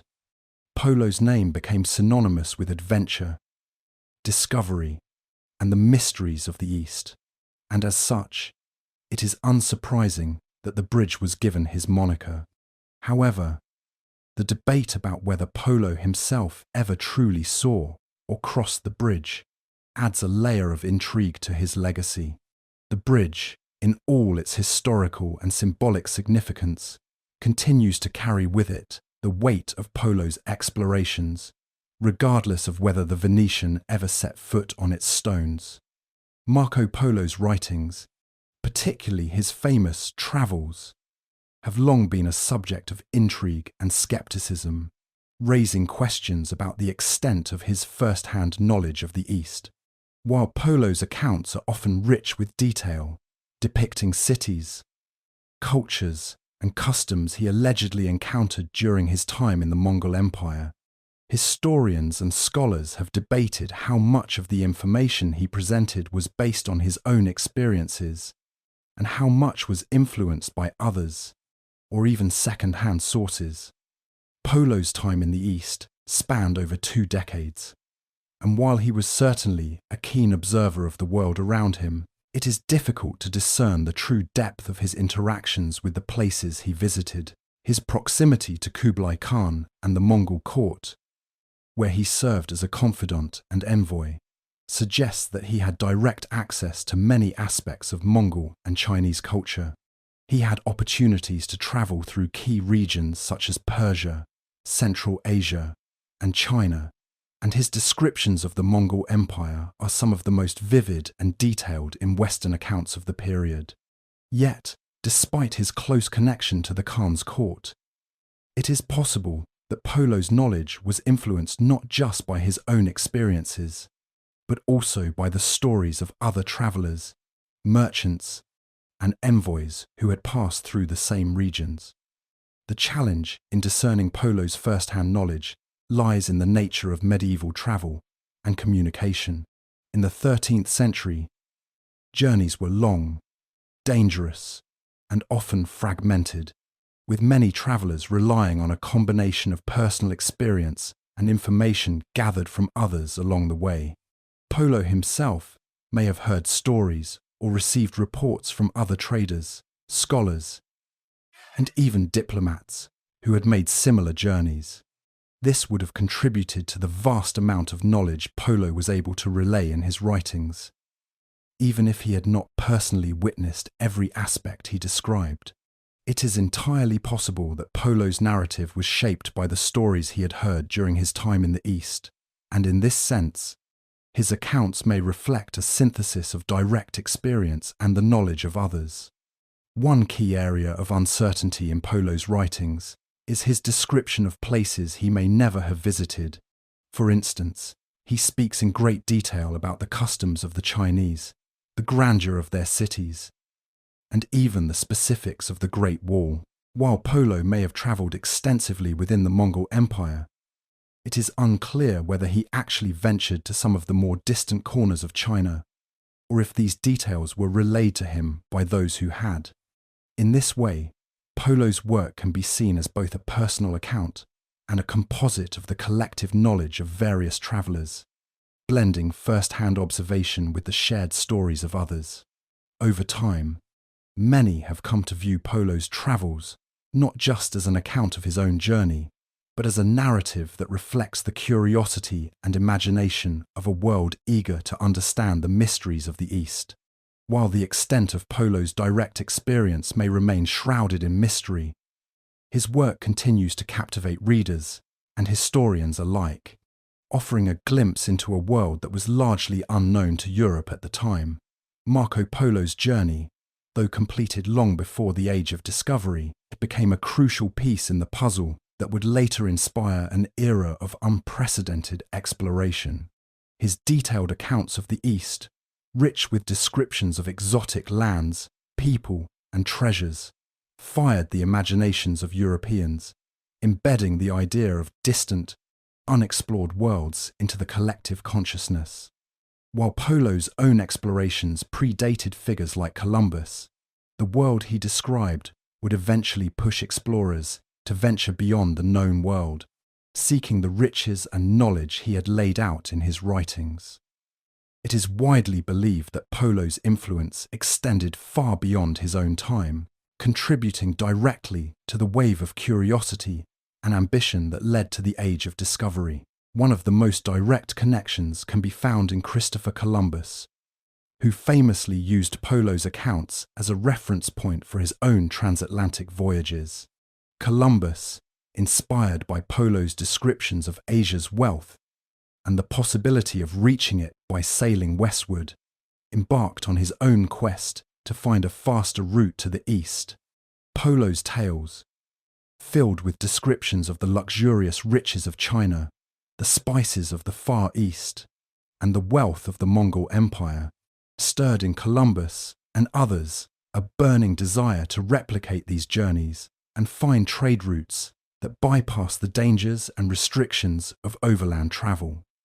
In many ways, Polo's writings acted as a map for the European explorers of the 15th and 16th centuries, creating a conceptual bridge between the known world of Europe and the distant lands Polo had visited.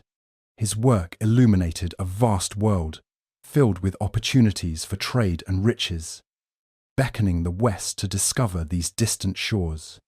Columbus and other explorers, like Vasco da Gama and Ferdinand Magellan, shared a vision of connecting Europe to Asia through sea routes. Polo's accounts, though not entirely accurate in every detail, provided a tantalizing glimpse of what lay beyond the horizon, fueling the ambition to venture further than ever before.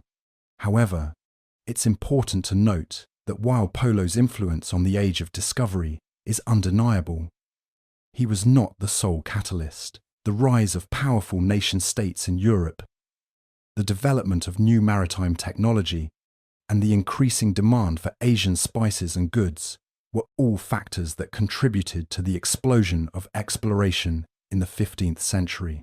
Yet Polo's work provided a cultural and intellectual framework, reinforcing the idea that distant lands were not only reachable, but worth reaching. His stories added legitimacy to the concept of far-off civilizations and the potential rewards awaiting those bold enough to make the journey. In the centuries following Polo's travels, his name became synonymous with exploration and adventure. While there are debates about the veracity of some of his claims, the idea of a man who ventured to the ends of the earth to bring back knowledge and riches resonated deeply with later explorers. Marco Polo's legacy, embodied in his writings, served as both an inspiration and a challenge to the explorers who would follow, encouraging them to pursue the unknown, guided by the trail Polo had blazed through his words. The legacy of Marco Polo has transcended the centuries, inspiring countless artistic and cinematic interpretations that capture his remarkable journey across the East. From medieval manuscripts to modern films, the figure of Marco Polo has been reimagined in a myriad of forms, each portraying his adventures through a different lens, reflecting the culture and sensibilities of the time. These portrayals, however, all maintain a core fascination with Polo as a symbol of exploration and discovery, a man who bridged the vast divide between the East and West, bringing with him stories that sparked imaginations across Europe and beyond. In art, Marco Polo's journey has been a frequent subject for both painters and illustrators, especially during the Renaissance and later periods when the allure of the East was at its peak. Artists have depicted him as a heroic figure, often surrounded by exotic landscapes, strange peoples, and sumptuous treasures. These images painted Polo as a quintessential adventurer, a symbol of human curiosity and the quest for knowledge. His encounters with the Mongol Empire and the wonders of China have often been shown as moments of awe and wonder, with the grandeur of Kublai Khan's court providing a striking backdrop for his exploits. These artistic representations reflect the growing fascination with the unknown and the allure of distant lands that Polo had made so vivid through his writings. Cinema, however, has perhaps been the most enduring medium through which Marco Polo's legacy has been immortalized. Over the years, numerous films and television series have dramatized his life, turning his travels into high-stakes adventures filled with intrigue and exoticism. One of the earliest cinematic portrayals of Polo came in the 1920s with the film The Adventures of Marco Polo, which, though a product of its time, set the tone for future adaptations of his journey. As technology and storytelling evolved, so too did the way Polo's legacy was depicted on screen. In the 1930s, the classic film Marco Polo, starring Gary Cooper, painted Polo as a heroic, larger-than-life figure whose journey to the East embodied the spirit of adventure and exploration. This portrayal was typical of the era's emphasis on the heroic individual overcoming immense challenges. In more recent years, Marco Polo's legacy has been reinterpreted through a more complex and sometimes critical lens. The 2014 Netflix series Marco Polo presented a much grittier and politically charged version of his time at Kublai Khan's court. This series focused not only on Polo's adventures, but also on the intricacies of power, politics, and culture within the Mongol Empire, offering a darker and more nuanced take on Polo's life and his interactions with the Khan. Such portrayals reflect modern interests in historical accuracy and the complexities of intercultural encounters, moving away from the simplistic heroism of earlier depictions. The popularity of Marco Polo in popular culture extends beyond film and television, influencing literature, video games, and even modern advertising. His name has become synonymous with exploration, adventure, and the quest for knowledge, transcending the specific details of his life. Whether portrayed as a legendary explorer or a product of his time, Marco Polo's legacy remains a powerful symbol of the human drive to explore the unknown and connect disparate parts of the world through art and cinema. His story continues to inspire new generations, offering a timeless reminder of the spirit of discovery that defines much of human history. The Polo family plays a pivotal role in Marco Polo's legendary journey, yet many aspects of their involvement remain shrouded in mystery. While Marco's name has become synonymous with exploration, it's important to remember that his journey was not a solo endeavour. His family's influence and support were integral to his travels and successes. The Polo family, particularly Marco's father, Niccolo, and his uncle, Maffeo, were seasoned merchants who had already undertaken long journeys into the East well before Marco joined them. They were not just ordinary traders, they were explorers in their own right, establishing vital trade connections across vast distances. From the Byzantine Empire to the heart of Asia, Marco's father and uncle had already ventured to China, where they were welcomed by Kublai Khan himself, long before Marco entered the picture. This connection would shape the young Marco's destiny. By the time Marco set out on his adventure with his father and uncle, the family was already well established in the Mongol Empire. They had an open path to the Khan's court, and Marco's experience in China was, in many ways, facilitated by his family's earlier dealings. Yet, the extent to which Marco was involved in his family's ventures before his famous journey remains unclear. He was likely a young and impressionable figure, learning from his father and uncle as they traversed the trade routes that spanned from Venice to the heart of the Mongol Empire. The Polo's involvement in Marco's story raises intriguing questions. How much of Marco's success can be attributed to his family's connections and resources?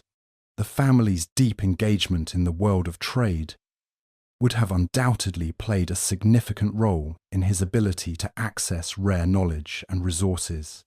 Yet, many modern scholars debate whether Marco's adventures were truly of his own making, or whether they were largely facilitated by the family's pre-existing relations and wealth. Some have even suggested that the family's wealth and influence may have allowed Marco to embellish or exaggerate his accounts of the East. What we know for certain is that the Polo family, particularly Niccolo and Maffeo, were deeply involved in the diplomatic and economic world of the time. They worked as intermediaries between Europe and the East, often acting as emissaries for the Mongol Empire and facilitating trade. Their long-standing relationship with the Khan enabled Marco to gain access to a world few Europeans would have had the chance to experience. But the exact nature of their relationship with Kublai Khan remains elusive, as there are limited records about their precise dealings with the Mongol rulers. Despite their significant role in Marco's journey, the Polo family's legacy has largely been overshadowed by Marco's own narrative. As time has passed, the family's contributions have become clouded by the fame of the explorer himself. In many ways, their story remains a mystery, one that has been lost in the echoes of history, overshadowed by Marco's remarkable feats and legendary tales. The question of whether Marco Polo embellished parts of his journey has lingered for centuries, with some scholars and skeptics suggesting that his accounts may have been exaggerated or even fabricated. His detailed descriptions of the exotic lands, grand cities, and extraordinary customs of the East were so far beyond the scope of European knowledge at the time that they invited skepticism. How could a Venetian merchant, particularly one of Polo's young age, have travelled so extensively and recorded such detailed accounts of regions far beyond the reach of most Europeans? These doubts have given rise to the notion that Polo may have embellished his experiences for the sake of storytelling or to increase his value as a source of trade intelligence. Some of the more glaring inconsistencies in Polo's account revolve around the specifics of his time in China. For instance, despite describing China's great wealth and cultural advancements in great detail, he notably fails to mention certain key aspects of Chinese life, including the Great Wall of China and the widespread use of tea, which were both integral parts of Chinese culture. His omission of these well-known features, combined with his vivid descriptions of other wonders, has led some historians to question the authenticity of his claims. Critics argue that Polo may have relied on second-hand accounts or simply fabricated some of his experiences, crafting a more glamorous and intriguing narrative for his readers. On the other hand, there are many who defend Polo's reliability as a source, suggesting that the discrepancies in his accounts could be explained by the passage of time and the unfamiliarity of the East to a European audience. Polo's descriptions, while occasionally imprecise or incomplete, often contain elements that are confirmed by later explorers or archaeological findings. His account of the Mongol court, for instance, aligns with what we know of Kublai Khan's reign and the splendour of his empire, lending credibility to the idea that Polo's observations were indeed grounded in reality. Furthermore, some argue that Polo's omission of certain details could simply be a reflection of his own limited exposure to the full breadth of the culture, as he was, after all, a foreigner with restricted access to all areas of Mongol society. Regardless of the truth of Polo's accounts, the legacy of his journey remains undiminished. Whether every word he wrote was accurate or slightly exaggerated, the fact remains that Marco Polo's story captured the imagination of his contemporaries and continues to inspire generations of adventurers, explorers, and historians. His narrative opened a door to the East, igniting curiosity and pushing the boundaries of what Europeans believed possible in terms of exploration and trade. In the end, the ultimate mystery of whether Polo embellished his journey is perhaps less important than the indelible mark he left on the world. The allure of his tale persists because it embodies the spirit of discovery, a thirst for knowledge, and the timeless fascination with the unknown. Marco Polo's influence extends far beyond his own time, creating lasting cultural connections between the East and West that reverberate through history. His accounts of his travels, though sometimes questioned for their accuracy, became a foundational piece in the Western understanding of Asia, shaping perceptions and fostering curiosity about a world few in Europe had ever known. His vivid descriptions of the Mongol Empire, the grandeur of Kublai Khan's court, and the mysteries of China, India, and Persia opened the imaginations of European readers, painting a picture of a vast and fascinating East that was both foreign and alluring. For centuries, Marco Polo's name became synonymous with exploration. His tales, recorded in The Travels of Marco Polo, were among the first to introduce the wealth and power of the East to European audiences. Through his writings, Polo created an almost mythical image of the Far East, a world filled with exotic goods, cultures, and customs that sparked the imaginations of merchants, explorers, and adventurers alike. His descriptions of silks, spices, and precious metals inspired European trade routes that sought to establish direct contact with the East, ultimately paving the way for the Age of Discovery. The Silk Road, once a distant memory, was revived in the minds of European traders, who saw Polo's accounts as an invitation to re-establish commerce with Asia. In the West, Polo's influence helped reshape the intellectual landscape. Scholars, artists, and writers were drawn to his tales as a window into an unknown world. His stories contributed to a growing body of knowledge that encouraged the development of maps, geographical studies, and a curiosity for exploration. In literature, Polo's experiences became a rich source of material for adventure narratives and travelogues, inspiring generations of writers to follow in his footsteps. Authors and explorers such as Christopher Columbus looked to Polo as both a source of inspiration and a guide to the riches of the East, fueling their own quests for discovery. However, Polo's cultural impact was not confined to the West. His accounts also shaped the way Asia viewed itself in relation to Europe. While his time in the Mongol Empire brought him into contact with a variety of cultures, his writings contributed to a sense of Eastern pride in the grandeur and sophistication of the Mongol and Chinese empires. Polo's admiration for the riches and advancements of the East helped foster a sense of cultural respect, even as it fueled the competitive spirit that led to further exploration. His journey and writings were a testament to the complexity of the East and the potential for cross-cultural exchange. Even today, the legacy of Marco Polo endures in the way we view the cultures he encountered. His influence stretches across art, literature, geography, and trade, leaving an indelible mark on both Eastern and Western cultures. His stories continue to inspire not just those who venture into the unknown, but also those who seek to understand the deep connections that have always existed between disparate cultures. Polo's journey and the cultural bridges it built remain as relevant as ever.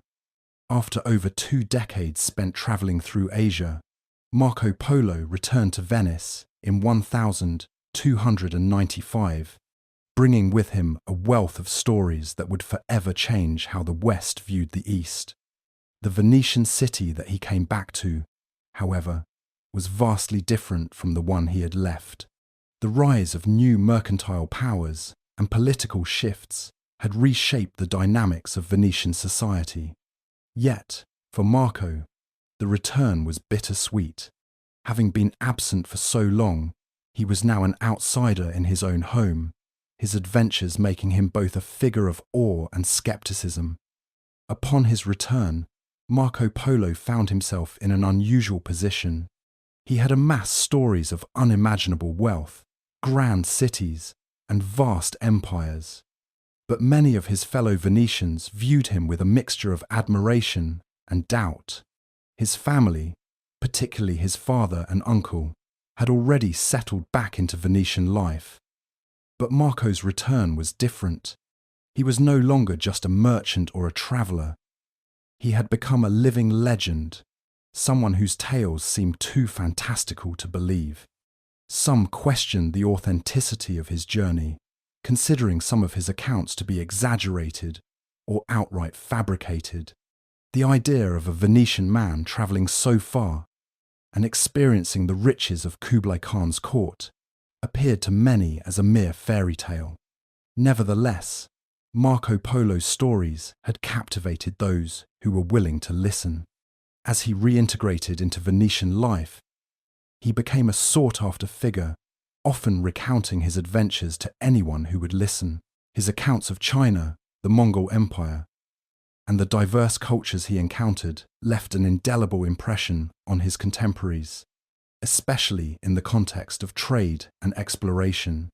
Venice, being a bustling hub of commerce, had always been a city of travellers, but Marco's tales expanded the imagination of what was possible for Venetian merchants and explorers. His stories ignited a sense of curiosity and ambition, motivating others to venture beyond the known world. Marco Polo's legacy in Venice was not without its struggles. The skepticism surrounding his accounts did not dissipate quickly. In his later years, Marco continued to defend the validity of his travels, and it is believed that he even dictated his experiences to the writer Rustichello de Pisa while imprisoned in Genoa. a process that eventually led to the creation of the travels of Marco Polo. Despite the challenges he faced in regaining the full trust of his fellow Venetians, Marco Polo became a symbol of adventure, daring, and curiosity. His death in 1324 marked the end of his direct influence, but the legend of Marco Polo only grew in the centuries that followed. In the years after his passing, his name would become synonymous with the spirit of exploration, with his accounts inspiring generations of adventurers and traders. His return to Venice, though filled with skepticism, was the beginning of a legacy that would shape the course of history, helping to lay the groundwork for the age of global exploration that would follow. Marco Polo's story continues to captivate audiences today for many reasons, not least of which is the sense of wonder and adventure it evokes. His travels, spanning vast regions of Asia, seem almost too extraordinary to believe. The thought of a young Venetian journeying through the treacherous landscapes of Central Asia, witnessing the grandeur of the Mongol Empire, and encountering cultures so different from his own, is an enduring tale of human curiosity and ambition. What makes Polo's story resonate through centuries is not just the incredible places he visited, but the way his narrative captured the essence of exploration itself. A thirst for knowledge, a desire to discover the unknown, and an enduring drive to push the limits of the world as it was known. Polo's story, particularly his accounts of Kublai Khan's court and the wonders of China, presents a world that was mysterious and far beyond the imagination of most Europeans at the time. His book, The Travels of Marco Polo, became a blueprint for future explorers, inspiring many to look eastward with the same curiosity and ambition. The detailed descriptions of foreign customs, magnificent cities, exotic animals, and vast riches painted a picture of a world that was both familiar and completely alien to European readers. This sense of the unknown made Polo's tale timeless, an archetype for what exploration meant and could mean, setting the stage for subsequent ages of discovery. Today, Marco Polo's enduring popularity lies not only in his historical significance, but also in the way his legacy has been mythologized. His name is synonymous with adventure, and countless works of literature, film, and art have sought to capture the magic and mystery of his travels.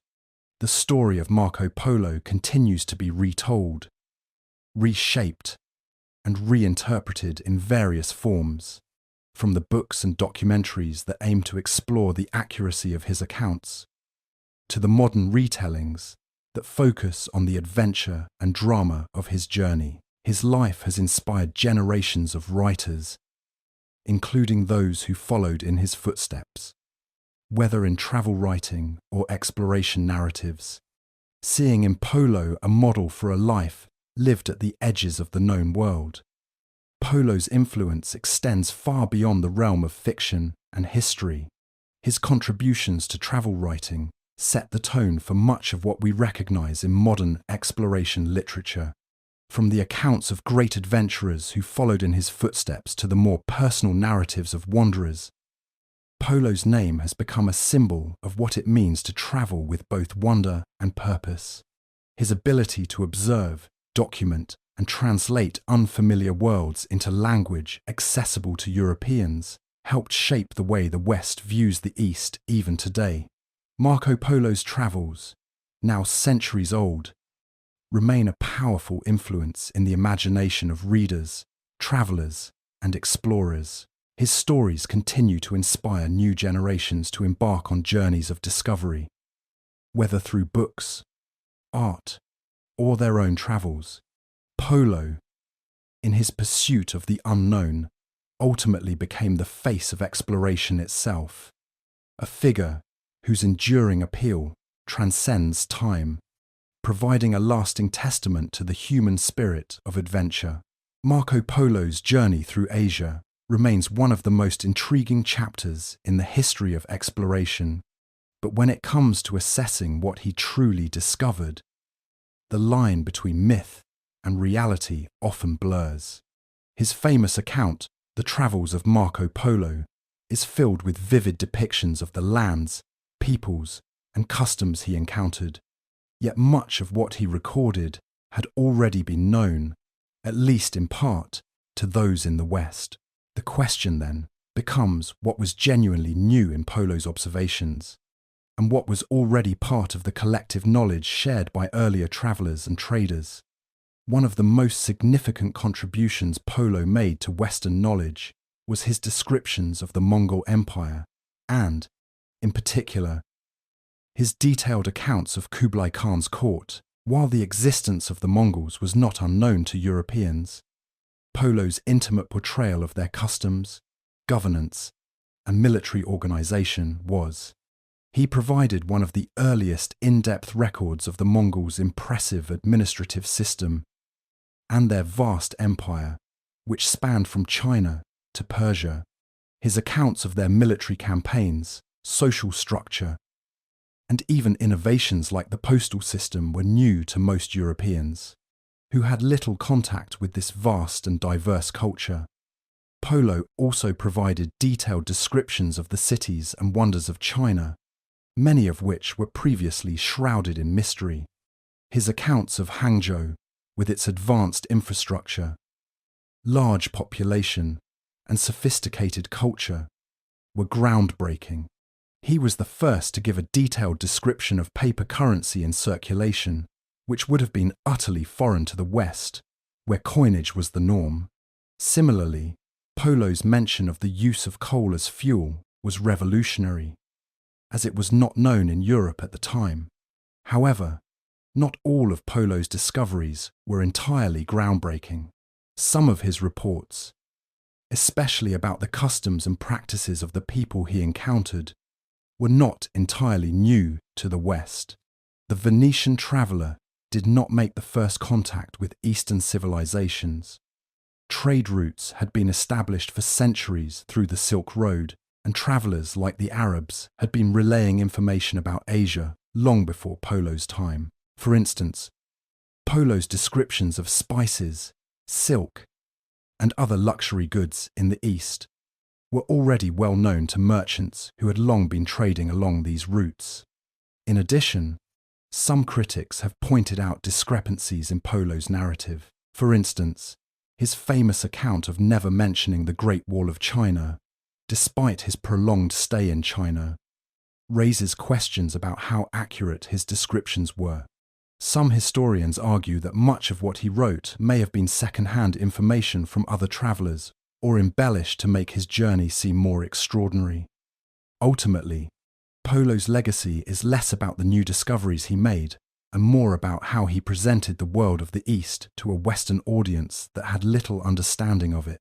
While he did not unveil a completely unknown world, he bridged the vast cultural divide between the East and the West, enriching European knowledge and sparking centuries of exploration. In this way, Polo's real contribution was not necessarily in what he discovered, but in how he shared it. Marco Polo's journey remains one of the most iconic and influential in the history of exploration. Over 2 decades spent traversing the vast expanses of Asia, he chronicled a world that was largely unknown to the people of Europe, providing a vivid and detailed account of the Mongol Empire, the Chinese court of Kublai Khan, and the exotic lands and cultures he encountered. His stories, later compiled in the Travels of Marco Polo, not only opened up the East to Western eyes, but also ignited the imaginations of explorers, scholars, and merchants for centuries. The impact of Polo's travels on global exploration cannot be overstated. His book became a crucial reference for later explorers, including Christopher Columbus, who, inspired by Polo's descriptions of riches and adventure, sought a westward route to the Orient. Polo's narrative created a map in the minds of Europeans, fueling a desire for discovery and trade that would define the age of exploration.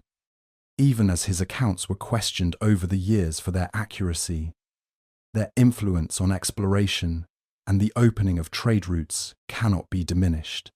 His writings made Asia more accessible to the West, sparking an exchange of goods, ideas, and cultures that would reshape the world. But beyond geography and exploration, Polo's legacy endures in how he bridged two vastly different worlds. He acted as a bridge between East and West, offering Europeans a glimpse into the richness of Eastern civilization, its technological advancements, and its cultural diversity. Through his eyes, Europe was introduced to the marvels of China's cities, the wonders of Mongol military strategy, and the flourishing trade that stretched across Asia. While many of Polo's specific accounts may have been exaggerated or borrowed from other sources, the impression of a grand, complex world remained, inspiring curiosity and respect for the distant lands of the East. Polo's influence also extended into the realm of literature. His storytelling set the stage for the genre of travel writing, with his personal observations and rich, descriptive accounts serving as a foundation for future explorers' tales. The fascination with Polo's travels persists in literature and popular culture, where his name remains synonymous with adventure and discovery. His journey continues to be celebrated as an extraordinary feat, filled with both triumphs and contradictions. In the centuries since his return to Venice, Marco Polo has become more than just an explorer. He has become a symbol of curiosity, ambition, and the quest for knowledge. His legacy is not just in the discoveries he made, but in how his story has inspired others to embark on their own journeys of exploration. Today, Marco Polo's name endures, reminding us of the power of travel, storytelling, and the unrelenting human spirit to understand the world beyond our borders. Through his eyes, the East was no longer a distant, unknown realm, but a place full of possibility and wonder. Marco Polo's legacy will forever be intertwined with the very essence of discovery and exploration.